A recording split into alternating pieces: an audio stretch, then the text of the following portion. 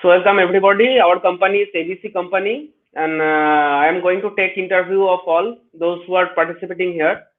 And basically, our company does some kind of installation job. Basically, just you can say the lift installation. Basically, in a multiplex or multiplex building, there is some escalator system. There is some electrical total distribution system, switchgear panel, low level or low voltage switchgear panel. Those works are basically done by us. Okay, and you two people are appearing today. First, who will come? Sodan Safra or Gopal De? Sorry, Saurabh Sen or Gopal De? Who will come the first?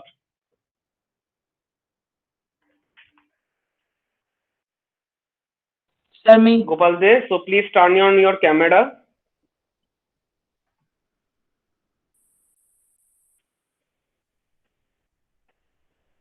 Okay. Okay, sit down. Okay, Thank you, welcome, sir. most welcome. Nice to meet you, sir. Nice to meet Okay, you, thank sir. you. I am Gopal De. Myself, Gopal De. I am coming from West Bengal, named district Birbhum. Sir, I am very glad to face an interview in your renowned company, sir. And I also be very thankful to your team to get me an opportunity like this to have a face a interview like your renowned company. Okay. Okay, Gopal. So, okay, nice to meet you also. And probably I have to act. Actually, there is not a bad practice actually, but since it seems like, are you feeling nervous? No, sir. But why are you oscillating like this? It's okay, no issues. Okay, try to be stable. Okay, there is no should be oscillation. You know Okay, sir. why? You know from where oscillation comes? Oscillation basically comes from external forces. So someone is forcing you externally. Is this? It is not, Yes, na? sir. So there should not be any simply harmonic motion, right? Okay. ঠিক আছে গোপাল, আমি HR হিসেবে তোমার কাছে কিছু প্রশ্ন রাখতে চাই। যে তুমি যে কথাটা বললে সেটা হচ্ছে যে তুমি মানে তুমি বেশ নিজের গ্ল্যাড ভাবছো যে এই কোম্পানিতে ইন্টারভিউতে বসতে পেরেছো। It's okay. আমরাও আমরাও তো এরকমই একটা ছেলে খুঁজছি। দেখো, সত্যি কথা বলতে ব্যাপারটা হচ্ছে যে সবসময় এরকম নয় যে আমি সবসময় তোমাকে তুমি একটু প্রচন্ড টেকনিক্যালি এক্সপার্ট হবে তোমাদের সব দিকটাই শুধু টেকনিক্যাল দিকটা দেখলেই হবে না, তুমি মানুষ হিসেবে কেমন, তোমার কাজ করার কতটা প্রবৃত্তি আছে, তুমি কাজকে কতটা ভালোবাসো, সব জিনিসটাকে আমাকে দেখে নিতে হবে, তাই না? তো যাই হোক, তোমার বুঝলাম তুমি ইলেকট্রিক্যাল ইঞ্জিনিয়ারিং এ ডিপ্লোমা করেছো, তাই তো? হ্যালো। Yes, sir. আচ্ছা, তুমি ইলেকট্রিক্যাল ইঞ্জিনিয়ারিং ডিপ্লোমা করেছো, ঠিক আছে। Yes, sir. আচ্ছা, একটা পয়েন্ট মেনশন করে দিই, যদি আমি বাংলায় বলি তুমি বাংলায় বলবে, যদি আমি ইংলিশে বলি তখন তুমি ইংলিশে বলবে। আচ্ছা, তো ইলেকট্রিক্যাল ইঞ্জিনিয়ারিং ডিপ্লোমা করেছো, কি শিখলে বলো, মানে 3 বছরে কি মনে হলো যে কি শিখে আমাকে এখানে ইন্টারভিউ দিতে এলে তুমি? কটা বই পড়ে, পাতা ভর্তি বই স্যার পড়ে? এটা একটা অন্যরকমের। স্যার সত্যি কথা বলতে আসলে ইঞ্জিনিয়ারিং এমনই একটা সাবজেক্ট যেখানে শুধুমাত্র বই পড়লেই হয় না, এর প্রতি একটা ভালোবাসা বা একটা প্যাশন তো অবশ্যই থাকতে হবে। সেটাকে আমি এখানের মধ্যে যা কিছুই আমি হ্যান্ডেল করি না কেন, যাতে সেটাকে আমার যাতে বেস্ট কনসেপ্ট গুলোকে ক্লিয়ার করে নিয়ে তারপরে সেইগুলোকে আমার প্র্যাকটিক্যাল নলেজের মধ্যে সেই ফিল্ড এরিয়াতে আমাকে কাজে লাগাতে হবে। এটাই হচ্ছে আসলে 3 বছরের মধ্যে আমার যেটা মোটিভ ছিল, যে মোটামুটি আমি এই 3 বছরের মধ্যে যতটুকু সেটা বাই থিওরিটিক্যাল হোক কি প্র্যাকটিক্যাল নলেজ হোক, যাই হোক না কেন, সেগুলোকে আমি গ্যাদার করব। তারপরে সেইগুলোকে আমি যাতে আমার যে কোনো ফিল্ড এরিয়া হোক না কেন, স্পেশালি আমি ইলেকট্রিক্যাল এরিয়াকেই বেশি প্রেফার করব, যে তোমার এই সাবজেক্টটার প্রতি একটা ন্যাক আছে বেশি। তো সেই জন্য আমি সেই সমস্ত নলেজ গুলোকে একের পর এক চেষ্টা করি যে কিভাবে গ্যাদার করা যায়। আরো আমাদের যে সমস্ত রেসপেক্টেড টিচার্স আছে তাদের কাছ থেকে তারা যেভাবে পড়াশোনা করেছিলেন, তারপরে তারা কিভাবে আস্তে আস্তে নিজেদেরকে এতটা জায়গায় ডেভেলপ করেছে, এগুলো আমরা আস্তে আস্তে জানতে চেষ্টা করেছি। তারপরে আমাদের টিচাররাও যথেষ্ট খুব ভালোভাবে কেয়ার নিয়ে আমাদেরকে বিভিন্ন প্র্যাকটিক্যালস গুলো, তারপরে তাছাড়াও অন্যান্য অনেক থিওরিটিক্যাল নলেজও আমাদেরকে খুব ভালোভাবে মানে জাস্ট আমাদেরকে নিজেদের ভাই বোনের মতোই শিখিয়েছে। তো স্যার সেই হিসাবে মোটামুটি 3 বছরের একটা অন্যরকম একটা এক্সপিরিয়েন্স পেলাম। একটা প্রথাগত যে এই ক্লাস 10, 11, 12 এগুলো থেকে যেরকম একটা বইয়ের যে পুঁথিগত পড়া, সেটার থেকে একটা অন্যরকম একটা এক্সপিরিয়েন্স, যে এখানে প্রথম প্রথম আমরা যেমন কোনো ইলেকট্রনিক্স ডিভাইসের মধ্যে ট্রানজিস্টার, এগুলোকে আমরা একদম চোখের সামনে দেখলাম, সেইগুলোর কিরকম কি কনফিগারেশন হচ্ছে, সেইগুলো কিরকম কি সার্কিট ডায়াগ্রামে আমরা কাজে লাগাচ্ছি, সেগুলো অ্যাপ্লিকেশন কোন কোন জায়গায়। এমনকি স্যার বলতে গেলে ইলেকট্রনিক্স এর মধ্যে এই যে এতদিন জানতাম যে কোনো একটা সিগন্যাল যে অ্যাম্পলিফাই হচ্ছে, যেমন ধরুন কোন একটা যে কোনো একটা ছোট অ্যামাউন্টের সিগন্যাল, এই যে যখন মাইকে কেউ কথা বলছে, সেই যে রেঞ্জটা, ছোট থেকে একটা কোশ্চেন মনে জাগতো যে কিভাবে এই এত আস্তে কথা বলছে একটা ইলেকট্রন, একটা কি এমন ডিভাইস, ওর মধ্যে কি কাজ করছে যে সিগন্যালটাকে এত বড় করে দিচ্ছে, এত লাউড একটা ভয়েস ক্রিয়েট হচ্ছে। এগুলো ছোট থেকে অনেকই জানার ইচ্ছা ছিল, কিন্তু স্যার সেই অ্যান্সার গুলো আমি এখানে এসেই আর কি সব আস্তে আস্তে ধীরে ধীরে ধীরে ধীরে নলেজ গ্যাদার করার মাধ্যমে অনেক কিছু ইন্টারেস্টিং অনেক জিনিস আমরা জানতে পারলাম। এমনকি আমাদের বাড়িতে যেটা এসেন্সিয়াল ইলেকট্রিসিটি, যেটা ছাড়া আমাদের জীবনটা একেবারেই অচল, তো সেই যে তার আসার পিছনে যে কতটা বড় একটা নেটওয়ার্ক বা কতটা বড় একটা যে থিওরি কাজ করছে, কিভাবে যে পাওয়ার গুলো সেটা ডেভেলপমেন্ট হচ্ছে বিভিন্ন পাওয়ার স্টেশন গুলোতে, তারপর সেইগুলোকে যে ট্রান্সমিশনের একটা বিগ নেটওয়ার্ক, যেটা মোটামুটি আমরা এই নেটওয়ার্কটা আরো দেখলাম যে এগুলো যেন মনে হচ্ছে যেন নেচার থেকে এগুলোকে আস্তে আস্তে দেখে দেখে ডেভেলপ করা হচ্ছে। এত সুন্দরভাবে একটা নেটওয়ার্ক যে কোনো রকম ডিস্টারবেন্স ছাড়াই এত কিছু বিভিন্ন যে ইকুইপমেন্ট আছে, যেমন সুইচ গিয়ার, এগুলো বিভিন্ন টাইপের রিলে টিলে, এই যে এত ধরনের ডিভাইস দিয়ে আমরা দেখলাম যে এত সুন্দরভাবে সিস্টেমটাকে ডিজাইন করা হচ্ছে। তো সেই জায়গা থেকে এই সাবজেক্টটার প্রতি একটা অন্যরকম ভালোবাসাই জন্মেছে। আচ্ছা, এবার ধরো তোমার কোম্পানিতে আমার কোম্পানিতে তোমাকে আমি অ্যাবসর্ব করলাম, ঠিক আছে? এমনটাও হতে পারে যে তোমাকে কোর ইলেকট্রিক্যাল ডিপার্টমেন্টে হয়তো তুমি পেলে না, মানে তোমার কাজটা হয়ে গেল ধরো মেকানিক্যাল ঘেঁষা, তুমি কি করবে তাহলে? স্যার যেহেতু স্যার আমার মনে হয় যে শুধুমাত্র যে ইলেকট্রিক্যাল বলে যে আমাকে ইলেকট্রিক্যাল ডিপার্টমেন্টে নিতে হবে এরকম কোনো স্যার কোনো বাধ্যবাধকতা নেই, কেননা আমাকে যত আমি ডিফারেন্ট যত না, তুমি টাইপের তুমি আমি যেহেতু বললে তুমি যেহেতু বললে যে ইলেকট্রিক্যাল ইঞ্জিনিয়ারিংটা ভালোবেসে ফেলেছি, তাহলে স্বাভাবিকভাবেই আমার মনে এটা প্রশ্ন আসা একটা স্বাভাবিক যে তাহলে তুমি ইলেকট্রিক্যাল ইঞ্জিনিয়ারিংকে ভালোবেসেছো, তোমাকে আজকে যদি একটা মেকানিক্যাল ডিপার্টমেন্টের একটা সেকশনে তোমাকে দেওয়া হয় যেখানে ধরো তোমাকে কোনো একটা লিভার অপারেট করতে হবে, হ্যাঁ ওর কাজটাও কিছুটা ইলেকট্রিক্যাল ঘেঁষা, কিন্তু তুমি ইলেকট্রিক্যাল ব্যাকগ্রাউন্ডের হয়ে তোমাকে হয়তো কোনো একটা লেদ মেশিন অপারেট করা বা কোনো একটা জাস্ট লিভারকে অপারেট করা, কোনো একটা জাস্ট কি বলবো ওটাকে, মানে ক্রেনকে ক্রেনকে অপারেট করা, তোমাকে অপারেটিং মেশিনের কন্ট্রোল রুমে আমাকে বসিয়ে দিলাম, তাহলে সেই কাজটা আমি বলতে পারি কিছুটা মেকানিক্যাল ভাষা। তুমি যেহেতু ইলেকট্রিক্যাল ইঞ্জিনিয়ারিংকে ভালোবেসেছো, তাহলে তুমি ওই কাজটা কি করে ভালোবাসবে? স্যার বলতে গেলে দেখুন ওইটা তো আমার ওই কাজটা তো ইলেকট্রিক্যালের সেগুলোকে আমি ভালোবাসি ঠিকই, কিন্তু কোম্পানি তাদের স্বার্থে যেই দিক না কেন আমি কিন্তু প্রস্তুত আছি, কেননা আমি ইলেকট্রিক্যালের মধ্যে সীমাবদ্ধ রাখতে চাই না। আমি যাতে আরো ডিফারেন্ট ডিফারেন্ট ওরিয়েন্টেড যেগুলো আমি জানি না সেগুলোকেও তো আমাকে একদিন না একদিন শিখতে হবে। তো স্যার আমি সব রকমই চেষ্টা করব, আমার তরফ থেকে যতটা বেস্ট হয় ততটাই আমি চেষ্টা করব যাতে বিভিন্ন ফিল্ডে যাতে আমার এক্সপিরিয়েন্সটা বাড়ে। আচ্ছা, বুঝলাম। আচ্ছা, আজ থেকে 5 বছর পর তুমি নিজেকে কোন জায়গায় দেখতে চাও? ধরো তুমি আজকে কোম্পানিতে জয়েন করলে, আজ থেকে 5 বছর পর তুমি ঠিক নিজেকে কি পজিশনে দেখতে চাও? স্যার আজ থেকে মোটামুটি আমি এখন থেকে যদি একটা ভালো যদি আমার আরো টেকনিক্যাল স্কিল গুলো যদি আরো বাড়াতে পারি, আরো যদি আমি আস্তে আস্তে এক্সপিরিয়েন্স হতে পারি, তাহলে স্যার প্রত্যেকটা মানুষেরই যেমন একটা স্বপ্ন থাকে যে না তারা নিজেকে একটা ভালো একটা এস্টাবলিশড জায়গাতে দেখতে চায়। তো স্যার কেন, আমিও তো তুমি কি তার থেকে তোমাকে এক্সেপশনাল তোমাকে নই, আমিও চাই। তোমাকে যে পজিশনে আমরা অ্যাবজর্ব করছি সেটা কি এস্টাবলিশ পজিশন নয়? সেটা কি ওয়েল এস্টাবলিশ নয়? অবশ্যই যথেষ্ট স্যার, ওয়েল এস্টাবলিশ। আমার হুম। অবশ্যই স্যার, অবশ্যই। তো স্যার তাহলে বলতে গেলে আমি চাইছি যে মোটামুটি যাতে আমার এই আস্তে আস্তে যাতে আমি আমার স্কিল গুলোকে বাড়িয়ে যাতে একটা ভালো জায়গায় যাতে যেতে পারি, সেইটাই আমার সবসময় ইচ্ছা থাকবে। আচ্ছা, তোমার স্ট্রেংথ কি কি, উইকনেস কি কি? স্যার স্ট্রেংথ বলতে আমি যেটা আমার সব থেকে যেটা স্ট্রেংথ সেটা হচ্ছে আমি যে কোনো পজিশনে নিজেকে মানিয়ে চলতে পারি, প্লাস কোনো ডিফিকাল্ট সিচুয়েশন হলেও নিজেকে আমি কন্ট্রোল করতে পারি, আর প্লাস কোনো যদি কোনো রকম প্রবলেম হয় তো সেই প্রবলেমে যদি অন্য কেউ যদি ফেস করে সেই প্রবলেমটাকেও তাকে একটা সলিউশন দেওয়ার একটা চেষ্টা করি।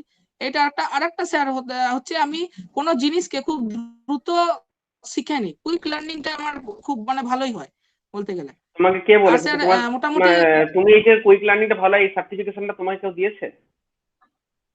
না স্যার, এটা আমি নিজে নিজেই মানে বুঝতে পারি যে মোটামুটি যে কোনো একটা জিনিস যা দেখলাম মনে হয় যে হুম, এটা ঠিক আছে, আমি ঠিকঠাক মনে নিজের মধ্যে আরেকবার আমি দেখে নিলে আমার একদম ঠিকঠাক শেখা হয়ে গেল।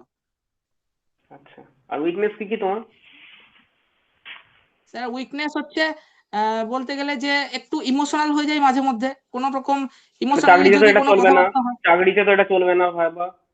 চাকরি করতে হলে তোমার কোনো রকম ইমোশন রাখলে চলবে না। তোমার যদি সাবঅর্ডিনেট অর্থাৎ তোমার আন্ডারে যে কাজ করছে সে যদি কোনো একটা ভুল করে তাকে কিন্তু যথেষ্ট পরিমাণ মানে তাকে অ্যাকচুয়ালি কি ওয়েতে হ্যান্ডেল করা দরকার না দরকার সেখানে তোমার লাগবে। সে যদি কেঁদে কেটে তোমার পায়ে পড়ে, আমি বলছি না তাকে, অর্থাৎ এখানে কোনো রকম ফায়ারিং এর গল্প গল্প আমি বলছি না। ধরো তোমার যে সাবঅর্ডিনেট সে কোনো একটা কাজে ফাঁকি মেরেছে, পরে তোমার কাছে ক্ষমা চাইছে কোনো একটা ভুলের জন্য, সেখানে কিভাবে তুমি ইমোশন অ্যাপ্লাই করবে? ইমোশনকে তুমি কি করে কন্ট্রোল করবে তাহলে? স্যার তখন আমার মনে হয় যে প্রত্যেকটা ব্যক্তিকেই একটা সুযোগ দেওয়া উচিত। তো মনে হয় হ্যাঁ, যে সে তো তাকেও আমি অবশ্যই। প্রথমে হুম। একটু ওয়ার্নিং দেবো যে এরকম যাতে আর সে যাতে আর পরবর্তী ক্ষেত্রে আর ভুলটা যাতে না করে। তো ফার্স্ট আচ্ছা, একটা এবার ওয়ার্নিং ধরো, দেবো। আর এবার ধরো তোমার ওই ওই সাবঅর্ডিনেটের একটু ছোট্ট ভুলের জন্য অ্যাকচুয়ালি দেখো তোমার আন্ডারে সাবঅর্ডিনেট কাজ করছে, আমি এন্ড অফ দ্য ডে তোমার কাছ থেকে কাজ বুঝে নেবো। এবার একটা সাবঅর্ডিনেট ভুল করেছে কি না করেছে তুমি তো তখন সেটা আমাকে বলতে পারো না, স্যার ও ভুল করেছে, আমি তো তোমাকেই ধরবো। How you will handle that matter? Sir যেহেতু আমার আন্ডারেই যারা করছে তার যেহেতু ভুল হয়েছে, তাহলে স্যার সেটা আমি ধরে নেবো যে আমার তরফ থেকেই ভুলটা হয়েছে। তো আমি নিজেকে শুধরানোর তো চেষ্টা করবোই, যাতে আরো তাদের পিছনে আরো লেবার দিতে পারি, আরো যাতে পরিশ্রম দিতে পারি, যাতে আর পরবর্তী ক্ষেত্রে যাতে আর এরকম তারা একটু অসাবধানতা যাতে না অবলম্বন করে, সেটা আমি একটু দেখার চেষ্টা করবো স্যার। বেশ, বাড়ি থেকে কে আছে তোমার? স্যার বাড়িতে আমাদের স্যার স্মল ফ্যামিলি, বাড়িতে মা আর বাবা আছে। আচ্ছা। তোমাকে যাই হোক টেকনিক্যাল রাউন্ড তো মোটামুটি একটু নেবই। তার আগে জাস্ট একটু ছোট প্রশ্ন করে নিই। তুমি যদি স্যাটিসফাইড না হও কোম্পানিতে, ধরো তুমি তোমাকে আমরা অ্যাবজর্ব করলাম, তুমি 1 মাস 2 মাস 3 মাস কাজ করে তুমি ধরো একদম স্যাটিসফ্যাকশন পাচ্ছ না, তাহলে সেটা তুমি কিভাবে হ্যান্ডেল করবে নিজেকে? কি করার ওই মুহূর্তে তুমি কি করবে যদি স্যাটিসফ্যাকশন স্যার একদমই না পাও? স্যার মোটামুটি আমরা যেটা মানে প্রথম প্রথম যেহেতু আমার দেখুন স্যার মোটামুটি এক্সপিরিয়েন্স একটা কোন একটা কোম্পানিতে, যেহেতু জব এক্সপিরিয়েন্স এখন আমার এই মুহূর্তে কিন্তু প্রেজেন্টলি নেই। তো স্যার আমি চেষ্টা করব যে আমার এক্সপিরিয়েন্সটাকে আরো বাড়ানোর চেষ্টা করব। আর এখন তো যেহেতু আমি একজন ফ্রেশার্স ক্যান্ডিডেট, তো ফার্স্টে আমাকে কিছু তো আমাকে কোম্পানি থেকে এক্সপিরিয়েন্স তো করতেই হবে। তো স্যার সেই তুমি অনুযায়ী কি শুধু এক্সপিরিয়েন্স তুমি কি শুধু এক্সপিরিয়েন্সটা নেওয়ার জন্য জয়েন করছো? তুমি কি স্যার এক্সপিরিয়েন্সটা শুধু নেওয়ার জন্য জয়েন করছো? স্যার সেটা নয়, কেননা তাহলে স্যার মানে আপনি তুমি জানেন এখন যে তুমি যদি আজকে এক্সপিরিয়েন্স হতে তাহলে কি তুমি একদম বাজিয়ে দেখে নিতে যে হ্যাঁ এই কোম্পানিতে ঢুকবো, না ভালো লাগলে ছেড়ে দেবো, তোমাকে কি তাহলে সেই দিক থেকে আমি নেবো, সেই সব ভেবে আমি নেবো কি আদৌ তোমাকে?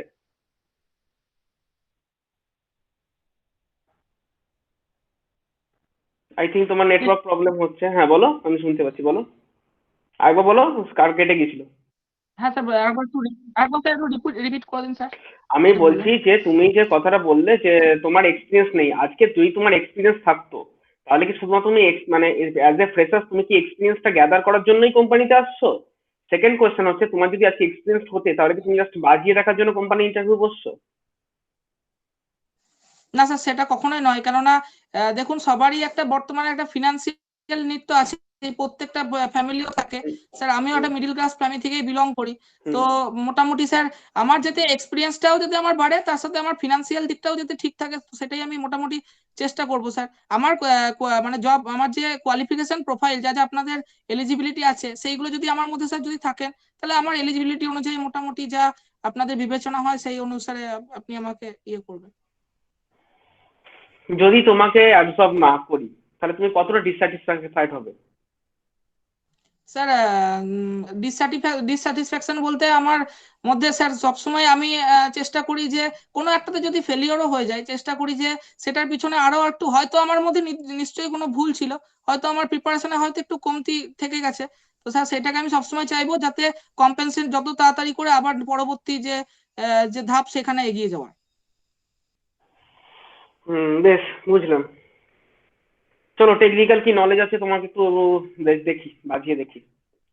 তুমি তখন পড়ানোর সময় বললে যে ট্রানজিস্টার দেখেছি এবং আমার ছোট থেকে মনে তোমার প্রশ্ন জাগতো যে তুমি যে আমরা যখন মাইকে কথা বলছি আমার ভলিউমটা এত লো হওয়া সত্ত্বেও আমার মানে লাউড স্পিকারে কি করে সেটা তীব্র স্বরে বাজছে, তাই তো? তো তুমি হ্যাঁ সেটা স্যার। বললে যে আমি এটা মানে পরে জানতে পারে খুব খুশি হয়েছি। তো আমাকে একটু জানাবে যে তুমি এটা কিভাবে কাজ করছো, হাউ স্যার অ্যাকচুয়ালি ওই দিস। হুম, প্রসিড প্লিজ, বলো। স্যার ট্রানজিস্টারকে আমরা প্রথমত ওই স্যার সিই কনফিগারেশন মোডে আমরা অ্যাম্পলিফায়ার হিসেবে ইউজ করতে পারি। আচ্ছা বেশ, তারপর? স্যার না তুমি বলছো যে আমি একটা ভয়েসে ভলিউমে কথা বলছি। আমার ট্রানজিস্টার, আমরা যখন ট্রানজিস্টার ভাবি ট্রানজিস্টারে কি কি থাকে, তিনটে টার্মিনাল থাকে, কি কি থাকে বলো তো? এমিটার, কালেক্টর আর বেস। Good. তাহলে আমি যে কথা বলছি যে আমার সিগন্যালটা, সেটা আমি আমি তো ভয়েস আমার যে ভোকাল কর্ডটা আছে সে ভোকাল কর্ডটার কম্পনের ফলে এই যেখানে এয়ার কলামটা আছে, বায়ুস্তম্ভটা, সেই বায়ুস্তম্ভটা কাঁপছে, যার জন্য আমার ভয়েসটা বেরোচ্ছে। একটা বায়ুস্তম্ভ কাঁপা আর ট্রানজিস্টারের base emitter collector, how you should interface this? Sir ওই যে আমাদের যে ভয়েসটা বেরোচ্ছে সেটা একটা, আমি ধরে নিই যে প্রত্যেকটা একটা সাউন্ড ওয়েভ আছে, তাহলে ওই হুম যে মানে আমি যখন কথা বলছি তখন একটা হুম। সিগন্যাল ওই ট্রানজিস্টারের যে ইনপুট সাইডে গিয়ে পড়ছে, সেই সিগন্যালটা ইনপুট তারপরে মানে কোনটা? ইনপুট মানে কোনটা? স্যার এই ইনপুট মানে এটা হচ্ছে ওই বেস এমিটার জাংশনটা থেকে পড়ছে। তো জাংশনে? সেখানে স্যার আচ্ছা ঠিক আছে বেশ, তারপর বলো। জাংশন না স্যার, বেস এমিটার টার্মিনালের মধ্যে ইনপুট সাইডে গিয়ে ওই সিগন্যালটা পড়ছে, তারপরে বেস এমিটার, ওই বেস এমিটার, এক মিনিট, বেস এমিটারের মধ্যে ইনপুট মানে আমি বুঝলাম না। তিনটে তো টার্মিনাল, এমিটার কালেক্টর বেস, যে কোনো তিনটার মধ্যে যে কোনো একটা ইনপুট হবে, কোনটা? স্যার ইনপুট হচ্ছে এমিটারটা। না, ইনপুট হচ্ছে বেসটা। Sir sir sorry sorry sorry sir, কালেক্টরটা হবে। কালেক্টরটা এটা কোনোটাই নয়, বেস। তুমি যখন তুমি করছো ট্রানজিস্টারে, তুমি অ্যাম্পলিফিকেশন করতে চাইছো, ট্রানজিস্টারে সিগন্যাল অ্যাম্পলিফিকেশন। তো ট্রানজিস্টারে যদি সিগন্যাল অ্যাম্পলিফিকেশন হয় দেখো সেটা বেসে দেওয়া হয়। আর যে তোমার এমিটারটা আছে, হ্যাঁ স্যার হ্যাঁ। এমিটারের উপর যে কালেক্টর আছে, কালেক্টরের নিচে যে রেজিস্ট্যান্স আছে, সেখান থেকে অ্যাম্পলিফাইড সিগন্যালটা নেওয়া হয়, হ্যাঁ হ্যাঁ। তাই না? বেশ, তারপর না আমার প্রশ্ন তুমি ধরতে পারোনি। আমার বক্তব্যটা হচ্ছে যে আমার সাউন্ডটা একটা ওয়েভ, এটা তরঙ্গ, একটা ওয়েভ, এটা কম্পন, একটা ভাইব্রেশন, মেকানিক্যাল জিনিস। সেটাকে আমি কি দিয়ে, মানে আমি ট্রানজিস্টারের বেসে ইনপুটে দিলাম। স্যার ট্রান্সডিউসার দিয়ে। ট্রান্সডিউসার? কি টাইপ ট্রান্সডিউসার, তার নাম কি? স্যার তুমি প্রথমেই কথাটা বলেছো মাইক। হ্যাঁ স্যার মাইক হ্যাঁ। তাহলে তুমি তো কথা নিজেই প্রথমে বলেছো যে মাইক দিয়ে, আমরা মাইকে কথা বলছি, সাউন্ড অ্যাম্পলিফাই হচ্ছে। মাইকের মধ্যে এমন কি আছে জানো কি? মাইকের মধ্যে কি আছে যার জন্য তোমার ভয়েসটা, ওয়েভটা একটা ইলেকট্রিক্যাল সিগন্যালে কনভার্ট হয়ে যাচ্ছে? এটা জানো?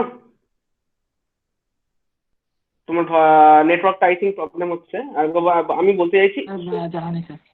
জানো না? হ্যালো, আমি শুনতে পাচ্ছি না, বলো। হ্যাঁ স্যার মনে পড়ছে না স্যার এই এটা মুহূর্তে। মনে পড়ছে না? আচ্ছা, তাহলে ট্রানজিস্টারের যে অ্যাম্পলিফাইড সিগন্যালটা সেটাকে আমি কোথায় পাঠাবো তারপর? ট্রানজিস্টারের যে স্যার অ্যাম্পলিফাইড, শুনতে পাচ্ছি না স্যার। আমি বলছি ট্রানজিস্টারের যে অ্যাম্পলিফাইড সিগন্যাল, ধরো না যা হোক করে তুমি ইনপুটে সিগন্যালটা কনভার্ট করতে পেরেছো, ট্রানজিস্টার থেকে যে অ্যাম্পলিফাইড সিগন্যালটা হচ্ছে সেই সিগন্যালটা তুমি কোথায় পাঠাবে তাহলে নেক্সট? স্যার ওটা কোনো স্পিকার বা আউটপুট কোনোটা টার্মিনালের মধ্যে আমাকে পাঠাতে হবে।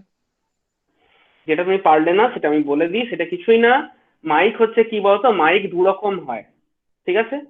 তুমি যে বলছো স্যার মাইকটা মনে পড়ছে না, মাইকটা বলে দিই, মাইকটা দু রকম মাইক হয়। একটা হয় কার্বন মাইক, একটা হয় ক্যাপাসিটর মাইক। কার্বন মাইকের ক্ষেত্রে কার্বন হচ্ছে একটা মেটেরিয়াল যার রেজিস্ট্যান্সটা ভ্যারিয়েবল। মানে তার যে রেজিস্ট্যান্স, তুমি যখন কথা বলো তোমার কথার কাঁপুনিতে ওই কার্বনটার রেজিস্ট্যান্স প্রচন্ড ভ্যারি করতে থাকে। অর্থাৎ ক বললে একরকম রেজিস্ট্যান্স, খ বললে একরকম রেজিস্ট্যান্স, গ বললে একরকম রেজিস্ট্যান্স, ন বললে একরকম রেজিস্ট্যান্স। তার মানে কি, ওই ওর ভেতর দিয়ে তুমি যখন সিগন্যালটাকে বেসে পাঠাচ্ছ, সেখানে একটা মানে ম্যাগনিটিউড, একটা ভ্যারিয়েশন আসছে, যেটাই তোমার কথা বলা ফ্রিকোয়েন্সি, ওই রেজিস্ট্যান্সের ভেতর দিয়ে কারেন্টটা পাস হওয়ার সময় সেম ফ্রিকোয়েন্সির একটা সিগন্যাল তৈরি করে ফেলছে। এটা হচ্ছে কার্বন মাইক। আর যদি ক্যাপাসিটিভ মাইক হয়, অর্থাৎ আমাদের ফোন, মোবাইল ফোন বা ছোট কোনো খেলনা যন্ত্র, এগুলোতে যে মাইক থাকে সেটা কার্বন মাইক। আর আমরা যখন গান করি বা কোনো স্টেজে পারফর্ম করি তখন যে হাতে হ্যান্ডেল মাইকটা নিই সেটা ক্যাপাসিটিভ মাইক, তার ভেতরে ক্যাপাসিটার থাকে। আমরা যখন ওর পরে কথা বলি তখন ক্যাপাসিটারের ডায়াফ্রামটা কাঁপতে থাকে।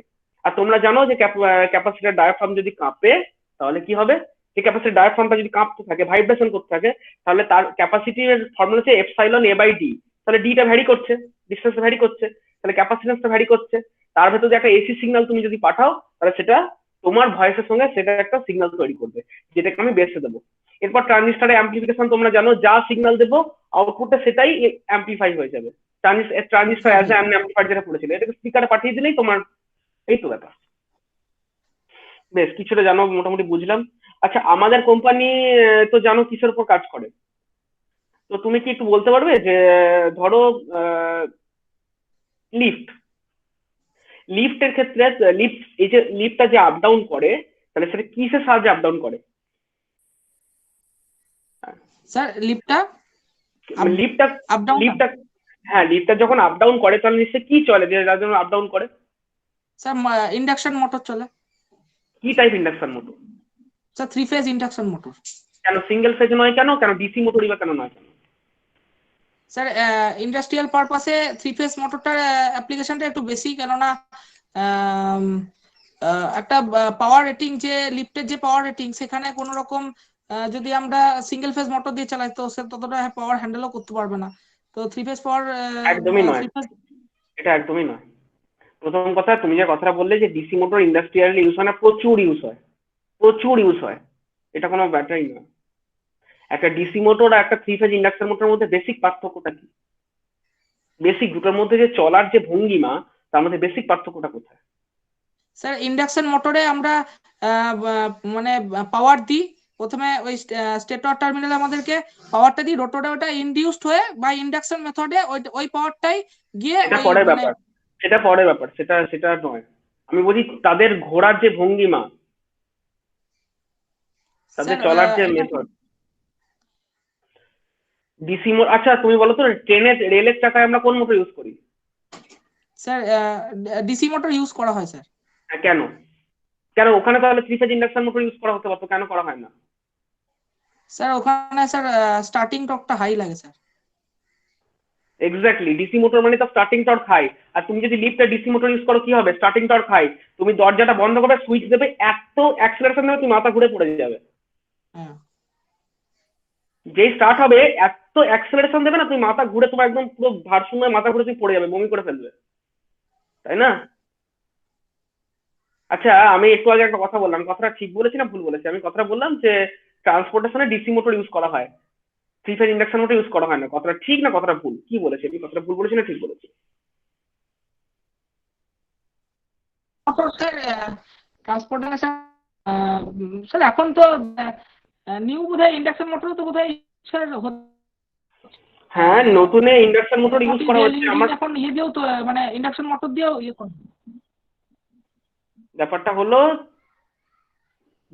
দু রকম ট্রেন আছে, একটাকে বলা হয় ইএমইউ অর্থাৎ যেটা লোকাল ট্রেন আমরা চাপি, সেগুলোতে এতদিন অব্দি ডিসি সিরিজ মোটর ইউজ করা হয়েছে। এবং আরেকটা হয় যেটা ইঞ্জিন থাকে, অর্থাৎ যেটা আমার একটাই ধরো ডিজেল ইঞ্জিন, সে গোটা এক্সপ্রেস ট্রেনটাকে টেনে নিয়ে যাচ্ছে, সেখানে ডিজেল ইঞ্জিনে কিন্তু থ্রি ফেজ ইন্ডাকশন মোটর। সেই জন্যই একটা লোকাল ট্রেন যখন ছাড়ে একটা আচমকা ধাক্কা আমরা বুঝতে পারি, স্টার্টিং টর্ক হাই। আর এক্সপ্রেস ট্রেন কখন ছেড়ে দিয়েছে বুঝতেই পারি না, স্টার্টিং টর্ক খুব লো। এই তো ডিফারেন্স। আচ্ছা মোটামুটি আম, আহ, তোমার তোমার কি মনে হয়, তোমাকে ধরো তোমাকে একটা এটার ইনস্টলেশনের একটা ছোট একটা কাজ দেওয়া হলো, তোমার কি মনে হয় এই ইনস্টলেশনটা কিরকম, মানে তোমাকে কি ধরনের জব রোল দেওয়া হতে পারে?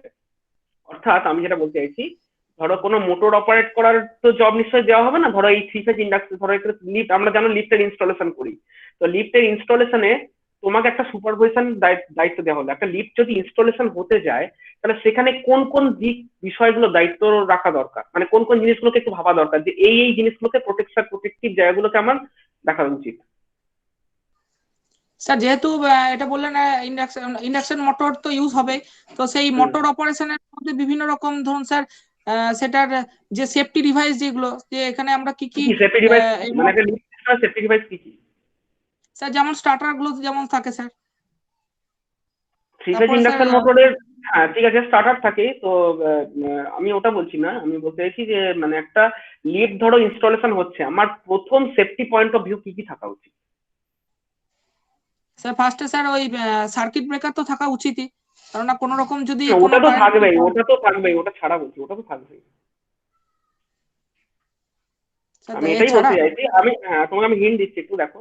ধরো তুমি লিফটে কেউ একজন চাপলো, লিফটে চাপার পর ধরো দরজাটা বন্ধ হলো, ঠিক আছে? দরজা বন্ধ হয়ে সে 3 টিপলো, তাহলে 3 তলায় লিফটটা উঠতে শুরু করলো। 3 তলায় লিফটটা উঠতে শুরু করছে মানে কি, ধরো মোটরটা, তার পুলি, যে পুলি সিস্টেম ওটা কানেক্টেড, মোটরটা ঘুরছে।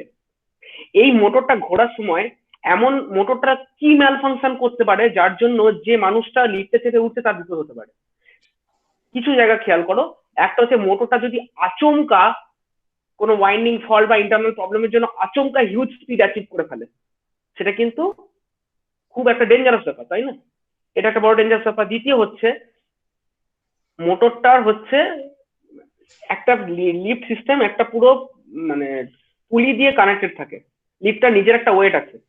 তার মানে একটা মোটর যখন তাকে অপারেট করাচ্ছে, ঘোরাচ্ছে, সেটা তো একটা হ্যাঙ্গিং সিস্টেমে কানেক্টেড। মোটরটা যদি বাই চান্স ম্যাল ফাংশন করে পুলিটাকে আচমকা ছাড়তে শুরু করে, লিফটটা জিপ ত্বরণ নিয়ে পুরো নিচে পড়তে থাকবে। আমার এইখানে প্রশ্ন, তাহলে এই মোটরের এগেনস্টে তুমি কি বলতে পারবে যে কি কি ধরনের প্রোটেকশন দেন, ব্যাপারটা আগে দেখা উচিত? স্যার ফার্স্টে মোটামুটি দেখতে হবে যে কোনো রকম শর্ট সার্কিট কারেন্ট যাতে না আসে ওর মধ্যে, মোটরটার মধ্যে। তারপর অবশ্যই একটা ওভার মানে একটা ওভারলোড প্রোটেকশন বা অবশ্যই ওভারলোড হ্যাঁ, হ্যাঁ, প্রোটেকশন বলে বেস্ট হয়। নেক্সট? তারপর স্যার ওই আর ভোল্টেজ লেভেল যাতে কোনো যাতে হ্যাঁ মোটামুটি যাতে একদম হঠাৎ করে বেড়ে একদম না যায়। একদম, হ্যাঁ, যাতে আচমকা ভোল্টেজ লেভেল বেড়ে বা কমে না যায়, এক্স্যাক্টলি। দেন অর্থাৎ এখানে একটা ওভার ভোল্টেজ রিলে জাতীয় কিছু একটা লাগবে, ওভার হ্যাঁ হ্যাঁ, ভোল্টেজ এটা বা আন্ডার রিলে ভোল্টেজ একটা রিলে। লাগবে জায়গাটা। হ্যাঁ, এক্স্যাক্টলি, একটা নেক্সট? প্রোটেকশন একটা রিল লাগবে। তারপর স্যার মোটামুটি এমনও কিছু আমাদেরকে সেফটি কিছু এমন ম্যানেজমেন্ট করতে হবে, একটা অ্যারেঞ্জমেন্ট যে করতে হবে যাতে কিনা কোনো রকম যাতে শর্ট সার্কিট কারেন্ট বা এরকম মানে হঠাৎ করে যাতে কোনো রকম বাই ডিফল্ট কোনো হিট যাতে না তৈরি হচ্ছে ওটার মধ্যে হঠাৎ করে হ্যাঁ সেগুলো আছে, temperature, exactly, temperature relay, temperature protection, এগুলো আছে। মোস্টলি আরো যেটা ইম্পর্টেন্ট, যে ধরো মোটর একটা পার্টিকুলার ডিরেকশনে ঘুরছে, ঠিক? যে ডিরেকশন, অর্থাৎ লিফটটা যখন আপওয়ার্ড, তখন তো দুম করে সে আবার নিচে নেমে আসতে পারে না। তাহলে লিফটে যখন আপওয়ার্ডে ঘুরছে, তাহলে একটা মোশন ডিটেক্টর থাকবে, যে মোটরের মোশনটাকে কোন দিকে ঘুরতে সেটা দেখবে। হ্যাঁ স্যার, বাই হ্যাঁ চান্স মোটর যদি উল্টো দিকে ঘুরতে শুরু করে, সে কিন্তু ওটাকে প্রিভেন্ট করে মোটরটাকে সার্কিট ব্রেক করবে। এইটা একটা হ্যাঁ, সবচেয়ে লিফটের একটা সব থেকে বড় প্রোটেকশন, ঠিক আছে?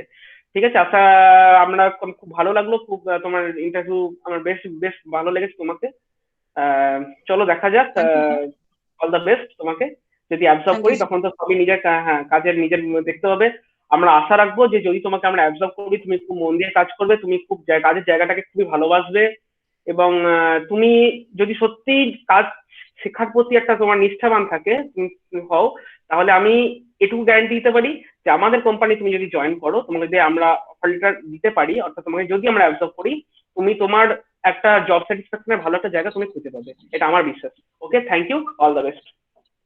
ঠিক আছে, যাও। হুম, থ্যাংক ইউ স্যার।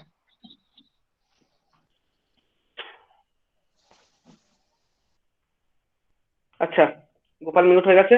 আচ্ছা, আমি যারা দর্শক ছিল তাদেরকে একটু বলো তাদের এক্সপিরিয়েন্সটা কেমন, একটু তাদের কাছ থেকে জানতে চাইছি। আমি সৌরভ সেনকে ডাকবো, তার আগে একটু অডিয়েন্সের কাছ থেকে শুনতে চাইছি কিরকম লাগলো এই ইন্টারভিউ এক্সপিরিয়েন্সটা, তোমরা একটু বলো, যে কেউ বলো, অডিয়েন্সদেরকে জিজ্ঞাসা করছি।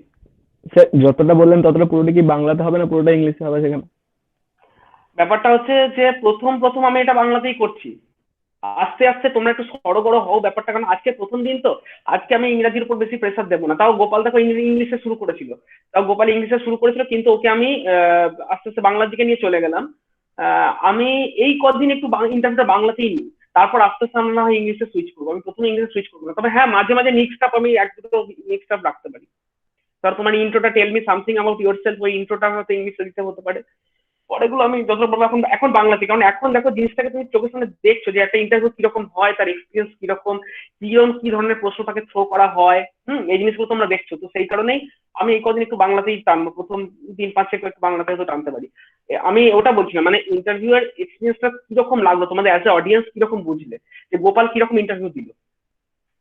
ওকে কি সিলেকশন করা যায় নাকি সিলেকশন করা যায় না? ওর এক্সপিরিয়েন্সে, ওর যে ভয়েস, ওর যে থ্রোট, যে বডি ল্যাঙ্গুয়েজ, ও যেভাবে কথা বলেছে, সবাই দেখেছো। আমি অডিয়েন্সকে একটু জাস্ট জিজ্ঞাসা করছি, বলো যে ওকে ইন্টারভিউতে আমরা অ্যাকসেপ্ট করতে পারি কি পারি না। বলো ওয়ান বাই ওয়ান, কে বলো বলো, আমি চুপ করে আছি কেন, বলো। দেবাশিস বলো কিছু, দেবাশিস স্যার কিছু করা বলো। যেতে বলো। করা যেতে পারে স্যার। করা যেতে পারে। আচ্ছা, ও যখন ইন্টারভিউ দিচ্ছিল তখন তোমার কি মনে হচ্ছে যে তুমি যদি গোপালের জায়গায় ওই চেয়ারটায় বসে থাকো, তাহলে তুমি এইটাকে গোপালের থেকে কি বেটার ওয়েতে হ্যান্ডেল করতে পারছে, নাকি ওর থেকে একটু মানে ও যেটা বলছে ও তোমার থেকে একটু হাই লেভেলে বলেছে? বলো। স্যার আমি স্যার আমি আমি স্যার আমি স্যার আমার মতোই বলতাম। হ্যাঁ, আমি বলছি যে আমি আমি কি কথাটা কি বলতে চাইছি, আমি যে গোপালের কাছ থেকে কি তুমি আরো একটু বেটার এক্সপেকটেশন ছিল, মানে গোপাল তোমার কি মনে হচ্ছে গোপাল কোন কোন জায়গায় ভুল করেছে? একটা ভুল করেছে, প্রথমে বলেছি ওর প্রথমে এরকম করে ভুল ছিল, ওটা আমি প্রথমে ওকে প্রিভেন্ট করে দিচ্ছি, ওটা ঠিক আছে। নেক্সট, ওর আর এমন কি যে ছিল যেটা ও মানে একটু ভুল বলেছে? স্যার নলেজ গুলো একটু ওইগুলো স্যার যদি মানে আর একটু বেটার করেছিলাম, আশা করেছিলাম ওর কাছে। কোনটা? মানে ওই যে শুনতে পেলাম না, কেটে গেল, আবার বলো। আর একটু ডিপলি আশা করেছিলাম। কোনটা ঠিক মানে ও যেগুলো বলছিল স্যার ওগুলো আরো আর একটু ডেপথে বলতো তো, এক্স্যাক্টলি ও যেগুলো বলছিল ওগুলো আর একটু ডেপথের উপর দিয়ে বলতো তো, ঠিক, এটা ঠিক। বেশ, ঠিক আছে দেবাশিস। হ্যাঁ, দেবাশিস ওকে। আর অন্যরা আর কেউ কিছু কিছু বলতে চাও? যদি না বলতে তাহলে আমরা সৌরভ স্যারকে ডেকে নেবো। হ্যাঁ বলো। একটা কোশ্চেন ছিল স্যার। বলো। স্যার যখন বলছিলেন যে ওই এক্সপিরিয়েন্স যদি হতে তাহলে কোম্পানিটাকে জাস্ট বাজিয়ে দেখার জন্য এসছে, ওখানে অ্যান্সারটা কি হবে স্যার? হ্যাঁ আচ্ছা ঠিক আছে, সৌরভ স্যার ইন্টারভিউটা হয়ে যাক, তারপর আমি আনসারটা দিচ্ছি, ঠিক আছে? ওটা অ্যাকচুয়ালি ওই ওই আমি বুঝতে পারছি না তোমরা, যে আমি কিন্তু প্রশ্ন, মানে ব্যাপারটা হচ্ছে ইন্টারভিউ এরকমই হয় যে তুমি যে কথাটা বলবে পরের প্রশ্ন তোমাকে ওইখান থেকেই করা হবে। এটাই ইন্টারভিউ টেকনিক, যে তুমি যে কোশ্চেনটা করবে পরের কোশ্চেন ওখান থেকেই ডাইরেক্ট করা হবে, ওইখানেই ফ্লো করা হবে। এবং ও যদি কোনো কথার মারপ্যাচে করে, তাহলে ওকে কথার মারপ্যাচে চার্জ করতে হবে। এটাই ইন্টারভিউয়ার যে মানে আমি যে ইন্টারভিউয়ার টেবিলে বসে নিচ্ছি, আমার কিন্তু এটাই এবার ইন্টারভিউই যে মানে যে ইন্টারভিউ দিচ্ছে, তা কিন্তু খুব সাবধানে এই জায়গাটা কথা বলতে হবে, যে আমার বেফাস কথা না বলে ফেলে। যেমন ওই গোপাল ওই বেফাস কথাটা বলে ফেললো যে আমার এক্সপিরিয়েন্স দরকার, সেই জন্য আমি আসছি। ভাবো জিনিসটা কিরকম, মানে একটা ইন্টারভিউর কাছে জিনিসটা কিন্তু ফার্স্ট ইমপ্রেশন খারাপ হয়ে যাবে, তাই না? বেশ ঠিক আছে। সৌরভ সেন আসো।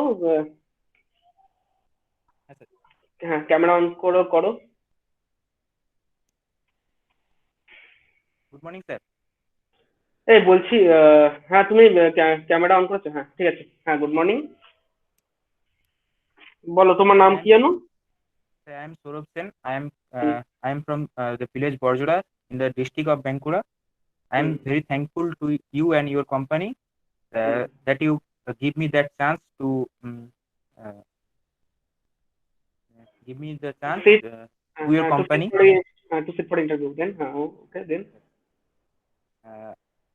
I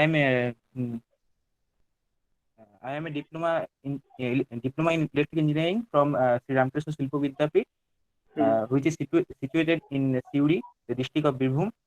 Okay. And so see, Saurabh Sen, whatever you are telling about yourself, those are written already in your CV, right? yes, Your CV is in my hand, and whatever you are telling, all those written in your CV. Yes. Tell me something about that which have not written in your CV. যেটা তোমার সিভিতে লেখা নেই, সেই রকম তুমি tell me something about yourself. Okay, sir. In my CV, there was not mentioning my hobbies. So my Why hobbies not? is- Why did not you have this? You need to you need to mention in your hobby in your CV first. It's okay, not about hobby. I am not asking about your hobby. My first question is, tell me something about yourself means তোমাকে আমি বলতে বলছি, মানে সেটাই বলতে বলছি, এটা ওখানে লেখা নেই, ঠিক আছে? Tell me something about yourself এর অ্যান্সার কি হয় সেটা আমি তোমাকে পরে বলে দেবো। বেশ ঠিক আছে, ঠিক আছে। Actually tell me something about yourself, interview থেকে এক সেকেন্ড বেরোচ্ছি, সমস্ত অডিয়েন্সকে বলছি, tell me something about yourself এর অ্যান্সারটা কিন্তু should not be like that your intro given in front of your senior. সিনিয়রদের সামনে তোমরা যা ইন্ট্রো দিচ্ছ সেটা কিন্তু not tell me something about yourself exact answer.